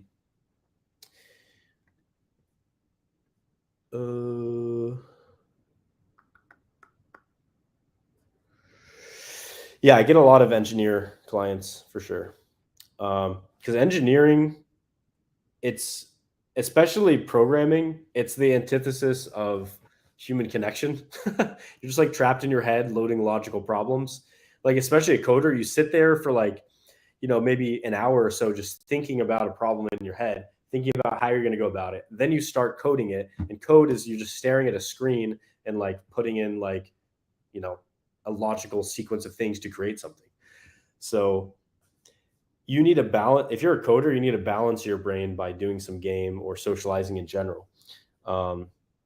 Yeah, because everything you do impacts your brain. So even the fact that you had breakfast or not impacts your brain. So like, yeah, if you're every day, you're just logically making yourself go down that path, you need to step out and be more free associative, crack jokes more, be more social, be more engaged in more non-linear thinking. Yeah. The oldest woman I've been with was like 39, but then I banged this chick and I think she lied about her age. The only reason I banged her is because I wanted to up the number of like the oldest girl I've been with. Everyone that I asked that saw her said she was probably like 42. So I'm just going to say 42. So yeah. So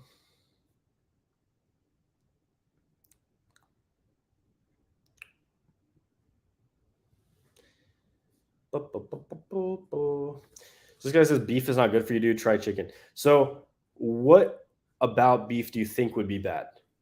Because from my perspective, if human beings have been eating red meat from like 4-hoofed animals for 2.5 million years, basically human beings have been eating meat like red meat longer than we were even human. This is another thing. This is where like the three variable thing fucks people up. People, remember, can only see two variables. It's like, well, now is the modern era where we have this food, and then in the past we ate this food and we only lived to 30 years. Well, your mind's about to be blown. There's a third variable. Before agriculture 10,000 years ago, we were hunter-gatherers, and those people lived around the same they had the same, what is the word, lifespan as people today. Now they had more issues, like, let's say if they injured themselves, there wasn't emergency services. They also had very high infant mortality. So, but if you adjust for infant mortality, because they didn't have NICU nurses like taking care of them, if you adjust for infant mortality, the life expectancy of hunter-gatherers is basically the same as humans today. The only difference is that today we also have life extension. So you have people that are like in critical condition in their like late 70s, and you just put them on life support for like 5 years, and then you consider that a victory. Yes, they pooped in someone cleaned it up for 5 years at the end of their life. But yeah, it's not that impressive, I guess. It's not very good. Have sex with girls. That's you're supposed to use your cum with girls. Like, that's the way it works. You're horny so that you meet a girl and then you come on her face. No, ideally you're like coming inside girls, but like wearing a condom, like that's what your brain wants. It just wants you to like put a baby in someone. But yeah, you don't want to do that. You want to wrap it up.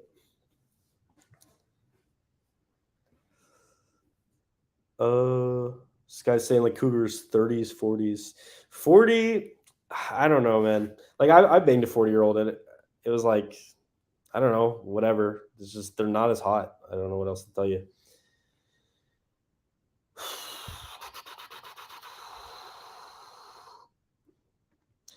Yes, I've seen The Matrix. Austen looks like a Heisman Trophy candidate. That's what's up, bro. Getting them gains. I do play sports. So it depends what it all depends. First of all, if you're an introvert, maybe you can get away with doing a 30-day challenge, and then you should probably taper off. But it's like, introvert or extrovert. Extrovert, you could go out fucking every single day. That's would be my recommendation, because you get to iterate off of every single approach you do. So it's good to have frequency. Frequency is more important than duration. Do you like gaming tall girls? I seen the one where you pulled that 6-foot blonde. Not particularly. Like, my ideal height for a girl would be like 5'7". Yeah. So I have like a couple inches on her, and then she's still like a D1 breeder. Have you heard of this term, Nate? Have you heard of the term D1 breeder? D1 breeder? Yeah, like a Division I breeder. No. It's like girls that are like tall and like fit. Dude. Okay. Holly, yeah. Nate banged a Division I athlete. So, okay. Literally the same way you would bang it, or you would game any other girl. You just show the one I did with that 6-foot tall girl. I did it in a way where it was clear that I didn't care that she was taller than me. Like, I said, like, oh man, I'll have to wear heels to be the same height. Like, I just said something stupid like that, and it was clear that I didn't care about my height. Yeah, and you just go through. Like, I had the option to bang this chick. She was like 6'1" or 6'2". She was what's it called? She was a Dutch girl, and I was just like, it was too tall, and she wasn't as hot as I'd like, so I just didn't bang her. But yeah, I could have banged the 6'2" girl. And you just have to show that you don't give a fuck. Like, if you're like, oh, you're taller than me, oh, then obviously it's not going to work. Yeah, I'd recommend not having a long distance relationship. I'd just recommend dating women locally. It's just not a good use of time and money, like flying girls out. I had a long distance relationship for a while. It was like an open relationship, so it wasn't like she was the only girl. But it's just not a good use of time and money. You're just like flying the girl out, or going to meet her halfway in some city, and I don't think it's that great. It's best to meet girls where you live, and then you can see them as much or as little as you want. Whereas if girls live too far from you, they have their own schedule, you have your own schedule. Yeah. This is a Zeus pendant. It's for my buddy, Based Zeus, Benjamin Seda. I think what is it called? Ron, Ronn is the name of the company. It's his company.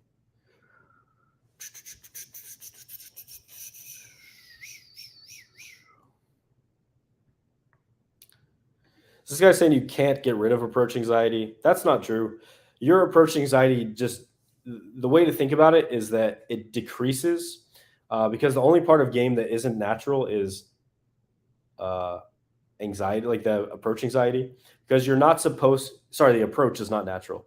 You're supposed to, like, everyone that you would have met in a tribe, you would have known your entire life. So approaching strangers is a bit of a mind fuck. However, if you do it consistently and you gradually get over it. So I have a desensitization plan. You can get over it in 4 days or in 9 days, depending on what you want to get over or how fast you want to get over it. And yeah, it's a gradual process of adding more and more stimulus.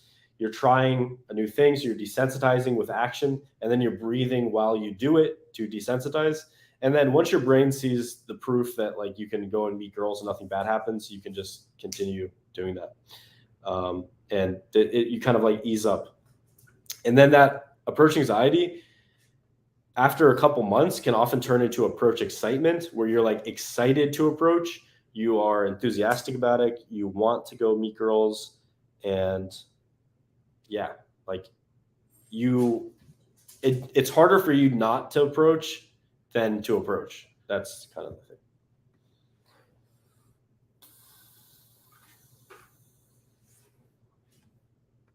Yeah, glass all day. Glass is inert and stainless steel, but yeah, definitely avoid plastic. So reverse osmosis is the way to go. Don't go with distilled. Testosterone check is $70.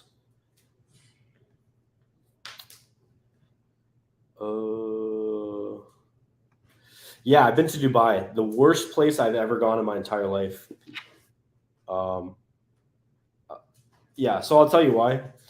It's only like, I think it's either 10 or 20% Emirati.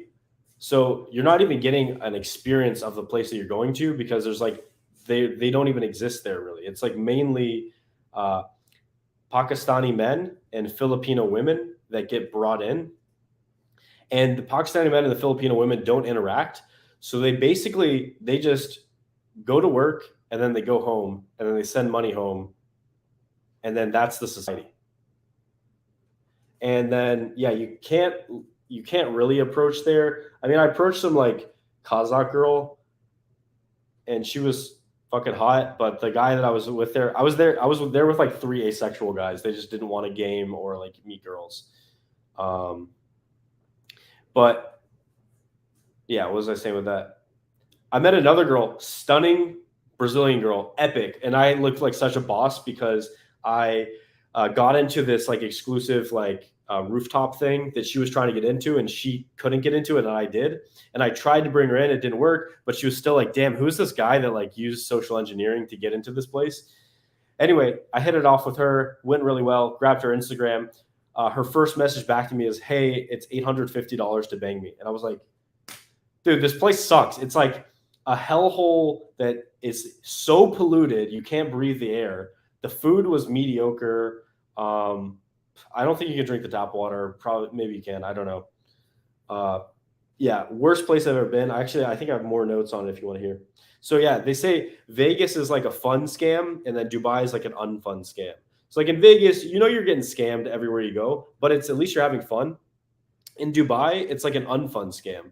So it's like everywhere you go, yeah, everything needs to be booked and reserved. They'll say it's limited capacity, but you get there and then it's empty and there's like no one there. And you're like, why the fuck did I have to reserve this? The hotel gym need to be reserved in advance. There's not many attractive women. And even the ones that are attractive, they're like IG models flown in for poop fetishes. It's 10% Emirati, 45% Pakistani men, 45% Filipino women.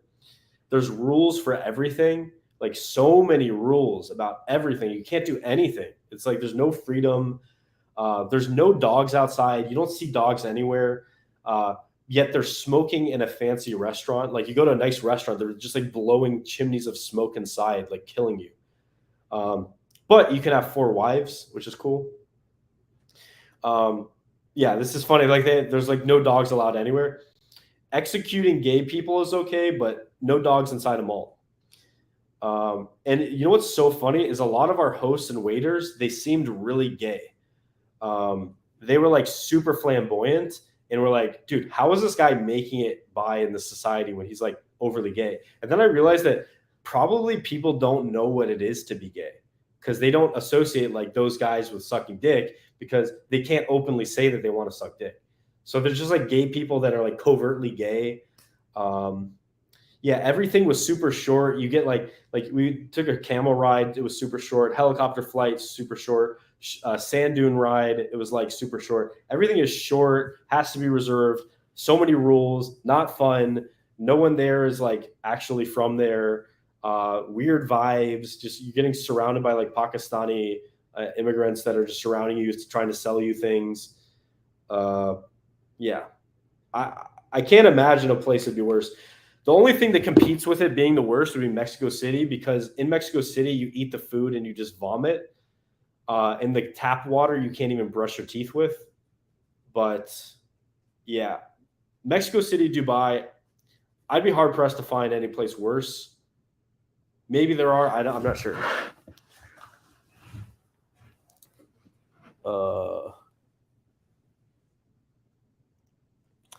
What is the point of living past 45? So you can do things that you otherwise didn't do earlier in life.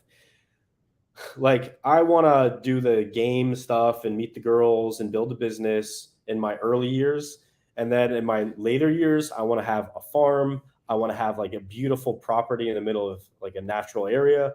I want to have like my grandchildren around me. I want to have, just like live a very simple, peaceful life. Until then, I'm gonna be fucking these bitches. Let's see, $5. How do I just go straight to the super chat? I don't think I get any of this money either because I don't even know if I have this enabled on my channel. In the approach attraction phase, what do you typically do to gain attraction? Yeah, this is like you're too beginner, dude. You need to go out and do desensitization phase of game. And yeah, you should think that like my perspective, my mindset is I'm an attractive man. So I want to expose a girl to how awesome I am over time. That's like my mindset. Not what do I do to trigger attraction in addition to just being myself.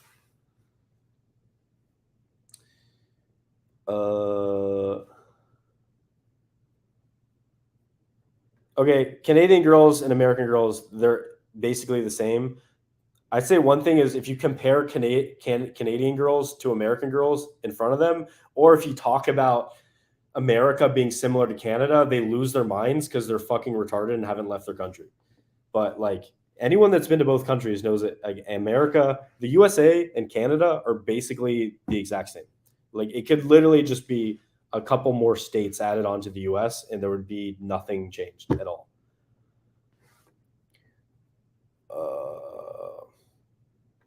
Even if you're blowing money, dude, it's not that fun. Like I blew some money there. So covertly gay. Yeah, Dubai is the worst place I've ever been. Maybe if you went to United Arab Emirates and went to some place that wasn't Dubai, maybe if you went to like an actual city that still has the vibe of like an old Arab world, that could be really cool. There was like this cool like oasis that I was like thinking about going to. I thought it'd be cool to go to an oasis because that is like I do like the historical sense of the Middle East and the Arabs, and they're like so attached to camels, and like camels, their mode of transportation through the desert that help them find water. Camels are eating like cactuses and stuff, and they use the camels for meat and wool in the winter. I like the fact it gets super cold and super hot. And they have like the construction of their houses was like porous with this like rock. Maybe it's from like the ocean or something, but they put it in there and it would like ventilate their house during the summer months. Like there's some really cool stuff about the Middle East, but none of it was in Dubai. And then they have like, it's almost like you're in North Korea. They have like the what's it called? The framed posters of all the politicians, or not the politicians, the kings of each place. And it's just like everywhere. And like, you can't say anything bad about them. And it's like, I don't know, man, it's fucking gay. Have I been to Austria? I've only driven through Austria, so no, haven't really explored too much. Yeah, there's some video made about me, and he said I looked 19 and that I'm a punk. And I'm like, this is the weakest roast video ever. So yeah, it's not like I'm worried about that. So Abu Dhabi. I'm almost 30. Should I still game in colleges? I don't really want to leave them. I don't know what that means. Okay, cool, guys. Let's see if there's any last minute question. Tips on how to be more sexual guy or man to woman if you're platonic as fuck. Yeah, get your testosterone up. Stop jerking off to porn. And you'll start to have a more proper relationship with sex. Start touching girls, getting in close enough so they can experience you. Work on your eye contact. Do connection exercise for your eye contact. Meditate so you can connect with people better. Be more comfortable with sexuality. If you have sexual shame, I have a 3-part thing on that. You have to get over your sexual shame. A lot of us get that from our parents telling us that sex is bad, or we get it through religion, or we get it through, a girl, rejects you early on and people laugh at you. And then you start viewing shame around sex. So you have to process that. Yeah. Cool. Do you ever go back to Trieste? Nope. Haven't been back. Yeah, if you guys don't know, I was born in Trieste, Italy, but grew up in America. Spent most of my life, though, in Canada. How hard is it to have multiple bisexual girlfriends in Miami, like a mini harem? I'd say it's relatively difficult. Is this who I think it is? This is who I think it is. What's up, man? So the way to do it, actually, Alejandro, send me a Telegram after this, and I'll send you my CRM. Basically, you want to find girl, you want to bang. Oh God, Siri, fuck you. You want to find enough girls that are bisexual, and then you start inviting them to things together. And then the more girls that you have, you just add more fun. So I think for you in your position, like you've got the funds to support multiple women, so they don't really have to work. They can work if they want to. Like you can literally just get them an apartment, right? And they just like fucking live in the apartment. You know what I've heard from other people too that have done this, because this is the thing that I'm starting to do. I haven't had a harem yet, so that's like the one gap in my understanding of game. I have had threesomes. I have had a bisexual girlfriend that helped me get girls, but yeah, I'll talk a little bit about that before I go off, since you decided to drop by. I don't even know if these super chats are on my channel or other people's channels, because we're streaming to 4 different channels, but yeah.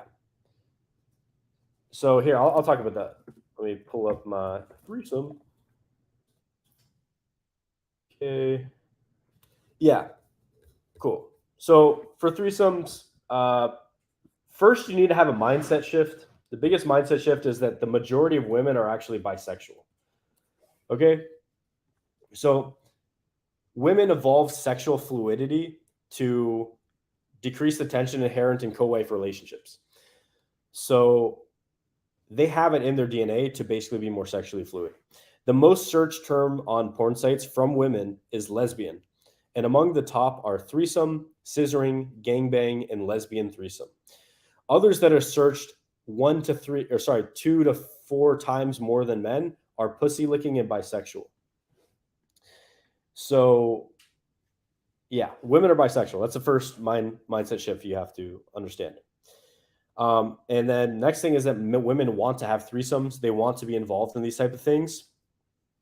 So 10% of women have had a threesome. 81% of women claim to want a threesome. So there's a 71% gap, and we need to help them out.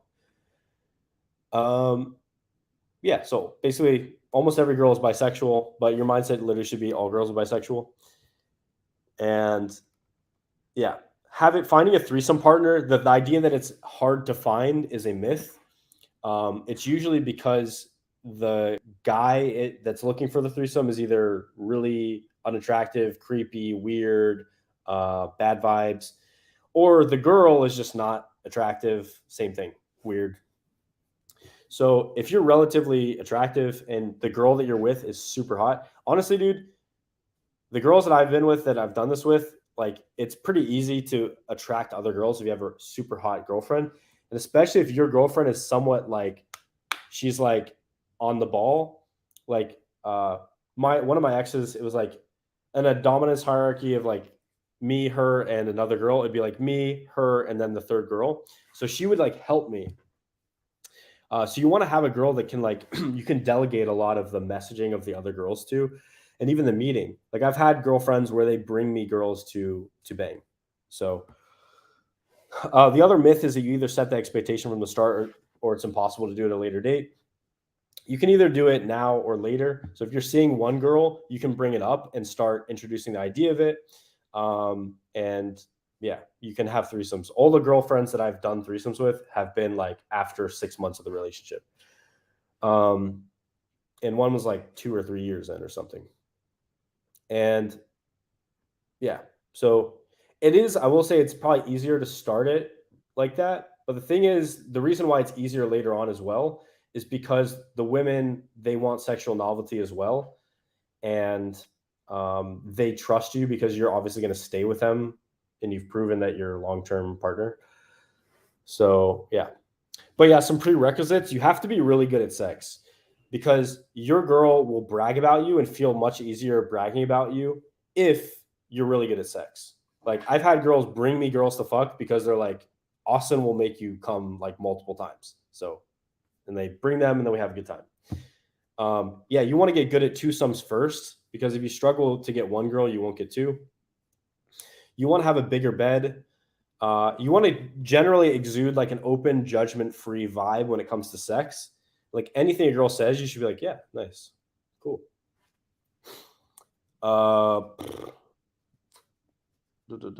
And yeah, you should be good at game because you're going to have to teach game to your girl as well. And these 3 things will increase the effectiveness of having threesomes and more sums dramatically. One is only date bisexual girls. So if you're seeing a girl and she's not bisexual, you cut her off, basically. Only spend your time with girls that are bisexual. The next thing is women are acutely aware of how you're allocating attention. So you want to mirror escalate.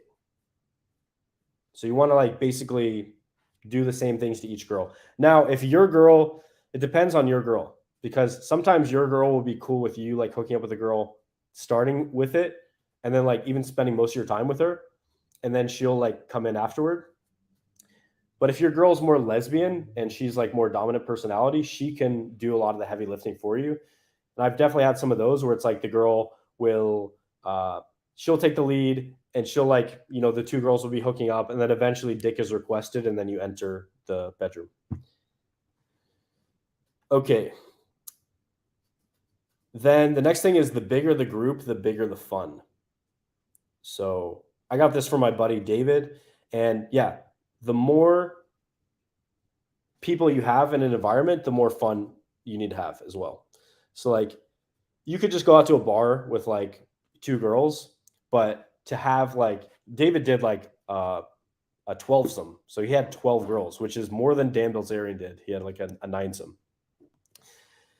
And he brought them out for dinner, drinks. They had a limo, like take them somewhere. I think they went to some disco thing and then they went home. And it's like, yeah, it's a lot of fun. So it's more expensive. But what I've learned from, because in that group, it's called the Alpha Circle. It's basically just guys that are doing crazy stuff like this. So, yeah, of the people in the group, pretty much we've all agreed that like 2 to 3 girls is the max that you would even want to go.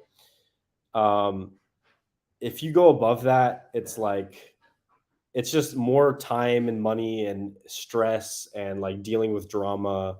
It's like, think about like if you take one girl out for dinner, you know, it could be like 20, $30. You take two girls out to dinner, that's $60. What if you bring 10 out to dinner? That's like $200. So, and yeah, I'll go over, there's so many different strategies to have threesomes with girls. I've even brought up, I think last time on this live stream, I brought up like the funniest one that ever happened to me. But it was like through like a Mexico City expats. I wrote like a triggering funny post there, like where are nutritionally disciplined girls in Mexico? And then it just got so much reach.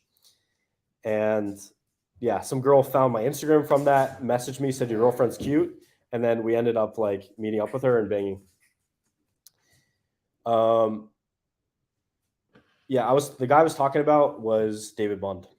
Anyway, but the most effective ways I found, number one is you just introduce two girls you bang. So you bang a girl, you screen for bisexuality, and then you introduce to other girls that are also done the same thing. You can also, after you bang the girl, you talk about the fantasies, or you send her to carnal calibration and have her do that and fill it out. This guy says $20 to take out a girl out to dinner. Are you going to Wendy's? I don't even know. I guess our meal was somewhat expensive for just two people. I was talking about the girl, not just me and the girl, but yeah, in that case, it'd be $40. Yeah, so you introduce two girls. You never say one girl's your girlfriend. Yeah, you just say, you introduce her as a friend, bandmate, roommate, hiking buddy, whatever. And you can just say like your friends the whole time, because women are great at reading between the lines. Remember, women they're more intuitive, so they can pick up on things, see what the deal is.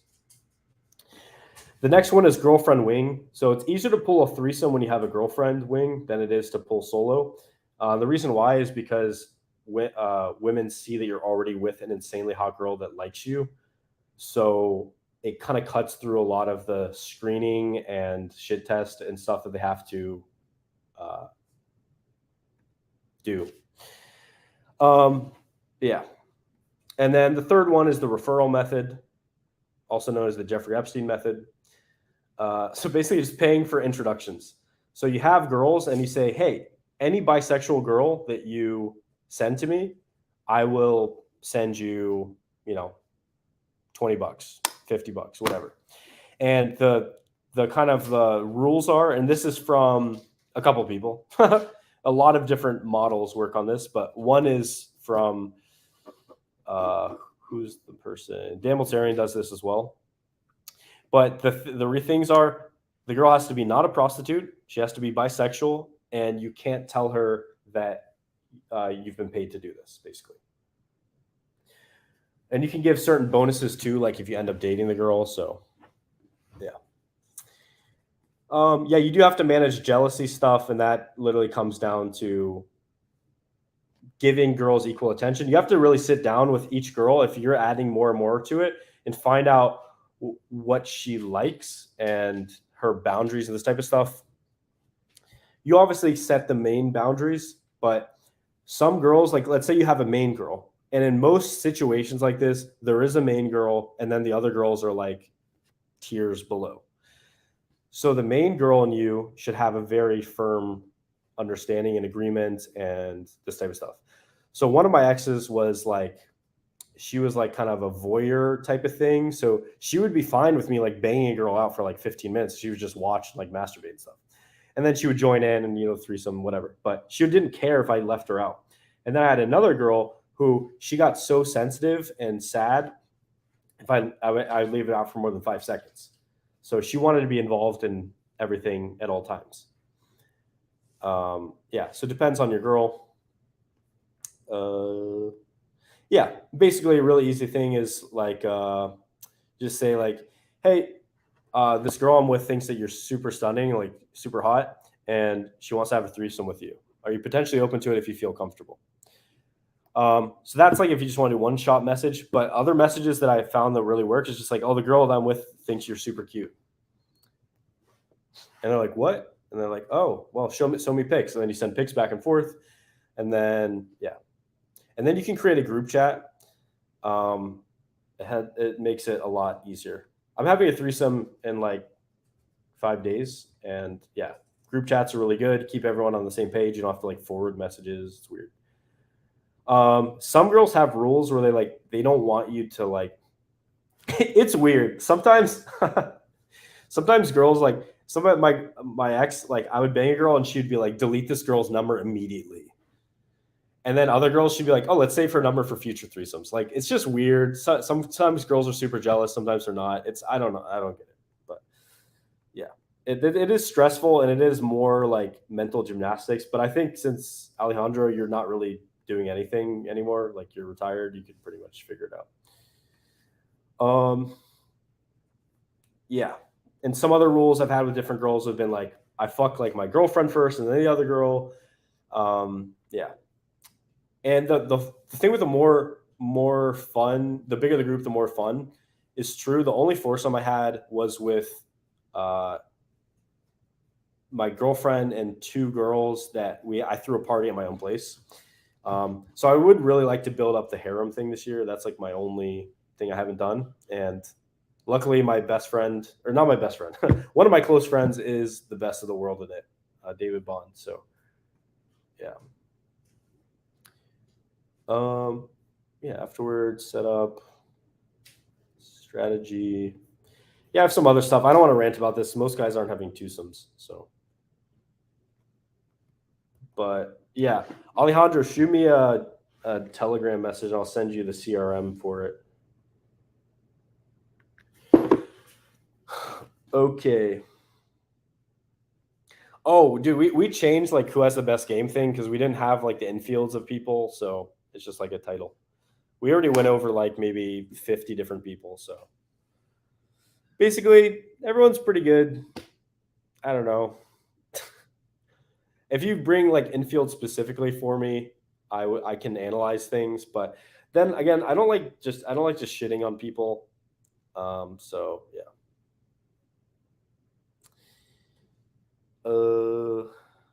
Fireside with Peewees. Yeah, I have a lot more in-depth threesome advice than just that. It's just I don't want to spend the whole night on it. And yeah. Another good thing to look into though for it, if you guys are just curious, look into Kinsey scale. It's like a scale from heterosexual to homosexual. And most women are like 80% straight, 20% gay. One of my exes was like 80% gay, 20% straight. Yeah. So it depends like on their where they fall on the Kinsey scale. And if you're wondering, men are very low in bisexuality. It's like 2% of men are bisexual. And then there's like 10 to 12% gay, and then there's like the rest are straight, something like this. Whereas women, it's like very. What are these questions? Austen, please save me. What am I saving you for?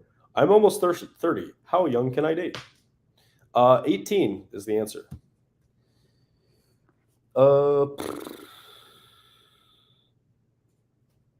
Yeah, I like this comment. Yeah, this makes sense. The thing is, it's like, I don't know. I'd rather just film and show my own infield. Like, why am I going out of my way to like analyze someone else's infield? That seems kind of weird. I think it's a general, it's like a symptom of like people care too much about other people and not as enough about themselves and their own life. Like if you guys spent as much time as you do on YouTube on like game and actually like banging girls, you would have success with game. Like game is not that complicated. So most people are just not doing very basic stuff. So that's kind of like life in general. If you're just not retarded in life, you could be a millionaire. That's literally it. If you're not retarded, you do very basic things that you know you need to be doing, you will become a millionaire. If you're not retarded and you do basic things for a game, you're going to get good at game. Depending on, I will say that there's some caveats. Depends how good you want to get a game. If you want to get exceptional level, almost everyone that gets exceptional level in game has some sort of trauma or like weird shit in their past. So, I don't care if people make videos about me, dude. What are they? He didn't say anything bad, so I'm not mad. I don't care if people talk about me. I just feel gay getting sucked into drama. It's like I'm not a chick.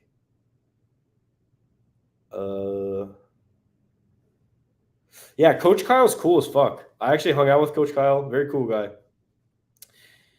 Like the metric for dating coaches should be like, because you guys should also keep in mind, many dating coaches cannot form friendships. They can't make friends. They're not cool to be around. They're not chill. They're not, yeah. So if someone can't form friendships and you don't see them doing things with friends and people, what does that tell you about them? People don't like to be around them. They're too selfish. They're too psychopathic. They fuck people over, right?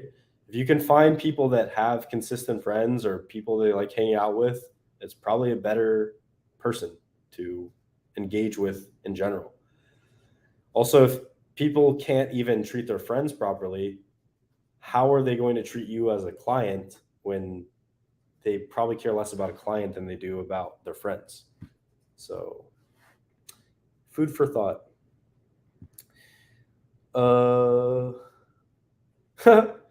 If you go out right now on live stream, how many numbers do you think you can close in 2 hours? Well, it's Monday at 11:25, so maybe if I went to this area that has like it's like kind of a more social area. I don't know, 5 or 10. I don't know how much volume there is, but yeah, all that you need is one girl to bang on that day, right? So yeah, by that metric, it doesn't really matter. Also, I don't even like getting numbers that much. I like pulling. I also like giving Instagram more because Instagram builds passive attraction and comfort. And if I have shorter interactions, I can like bang and convert much quicker because girls see more quickly that I'm a winner. Right. So.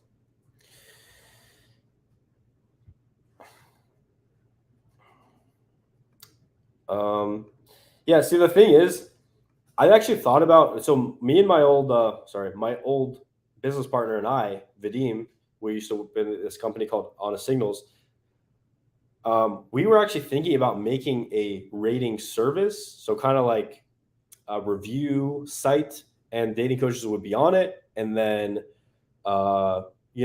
every other previous clients, because what we did when we created our programs, at least for me, I reached out to every single person who had done a previous program with someone, and I asked for their genuine feedback on the program.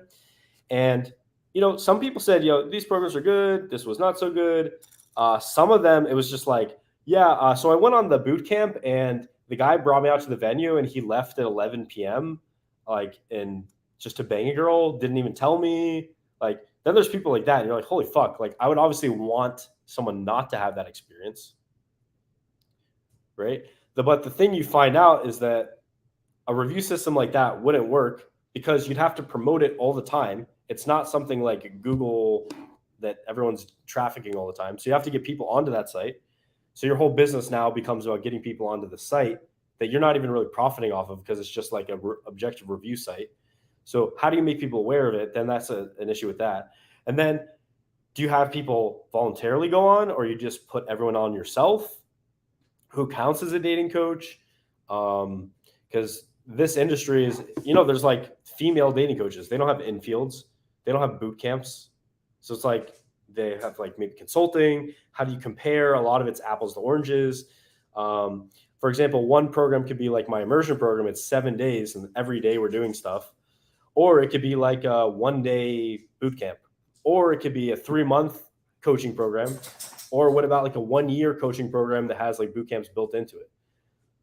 So yeah, so you have to drive traffic to it for people to see it. And then if you want a site, usually you want to have, if you want somebody to be a success, you want every party involved to have like leverage on it and like want to use it.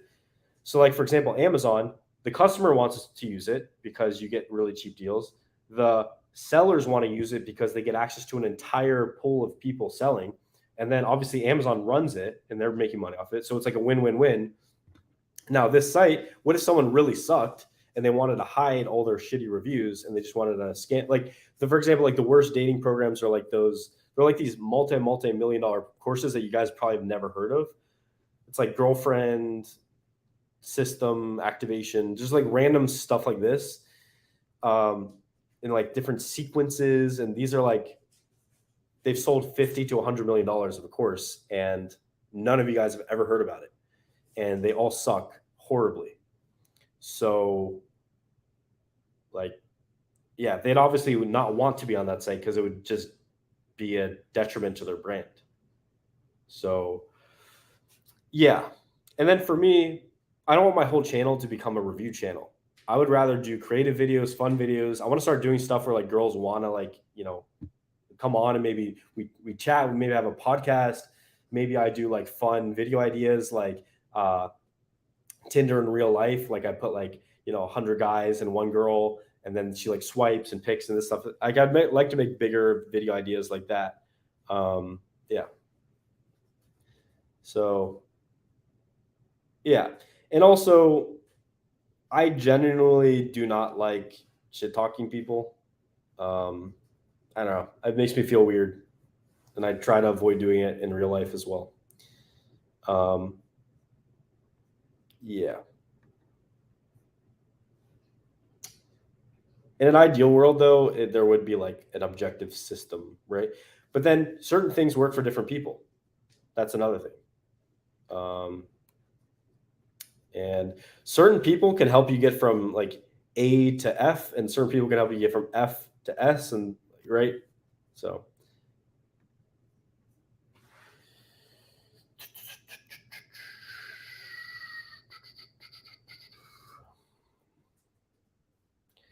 Should you really play fair?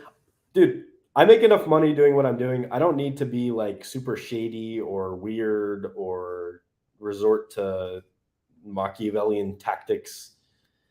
I can make an abundance of money simply by telling people the truth and giving them practical advice and doing fair programs and making sure everyone's happy at the end. I can make enough money doing that I don't need to do any shady stuff. So let's see what the point is. This would be amazing. Now, Brandon, I wish I could send all the chat money back to you. This is a great idea. I want to see a reality show where dating coaches are forced to wing together and pick up girls. Myron and Alex, Kevin and Rolo, Austen and Jamal. I would be down. That sounds fun, actually. Like, dude, I could actually see that you're saying a reality show. I could just make that a YouTube video.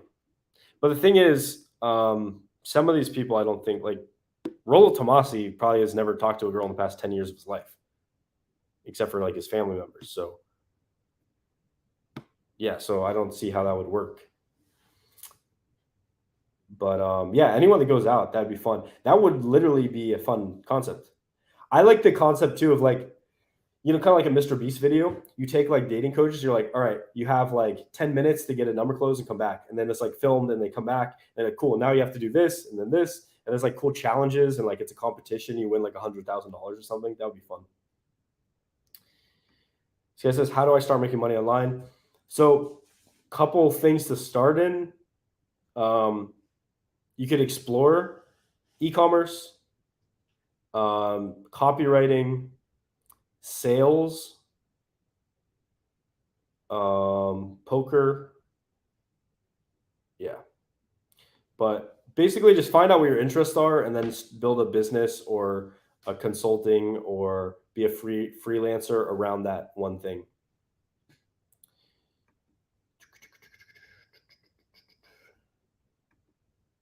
Dude, this would be fun. I'd be down. That'd be cool if Tyler would be down. I feel like Tyler, I could convince him. Julian's married. I don't know. Valentino is into business coaching now, so I don't know.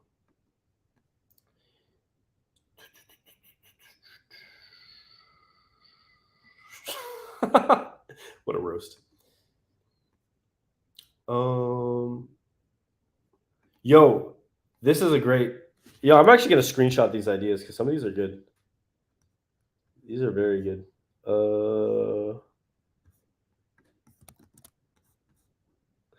Any more video ideas, guys? Because these are like really creative ideas. This is what's good about YouTube is you can have like it's an exchange. I like it. Good ideas too. Like I would have never thought of some of these.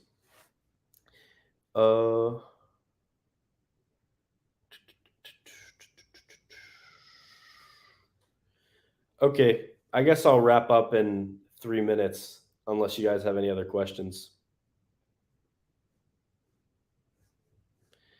I don't understand this guy. He's 30. He only games at college, and he doesn't want to leave college.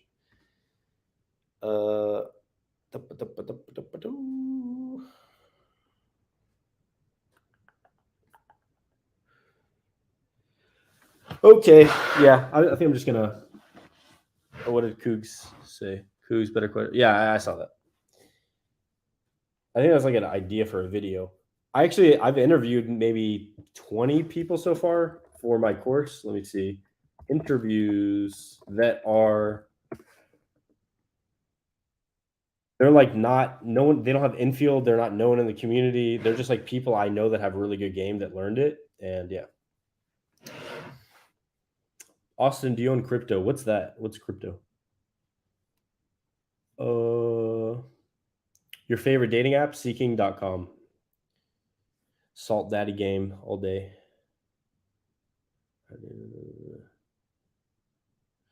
Cool. All right, guys. I'm just gonna call here. This has been like it's been fun. What was it? 3 hours? Nice. Cool. All right, I'm gonna end it.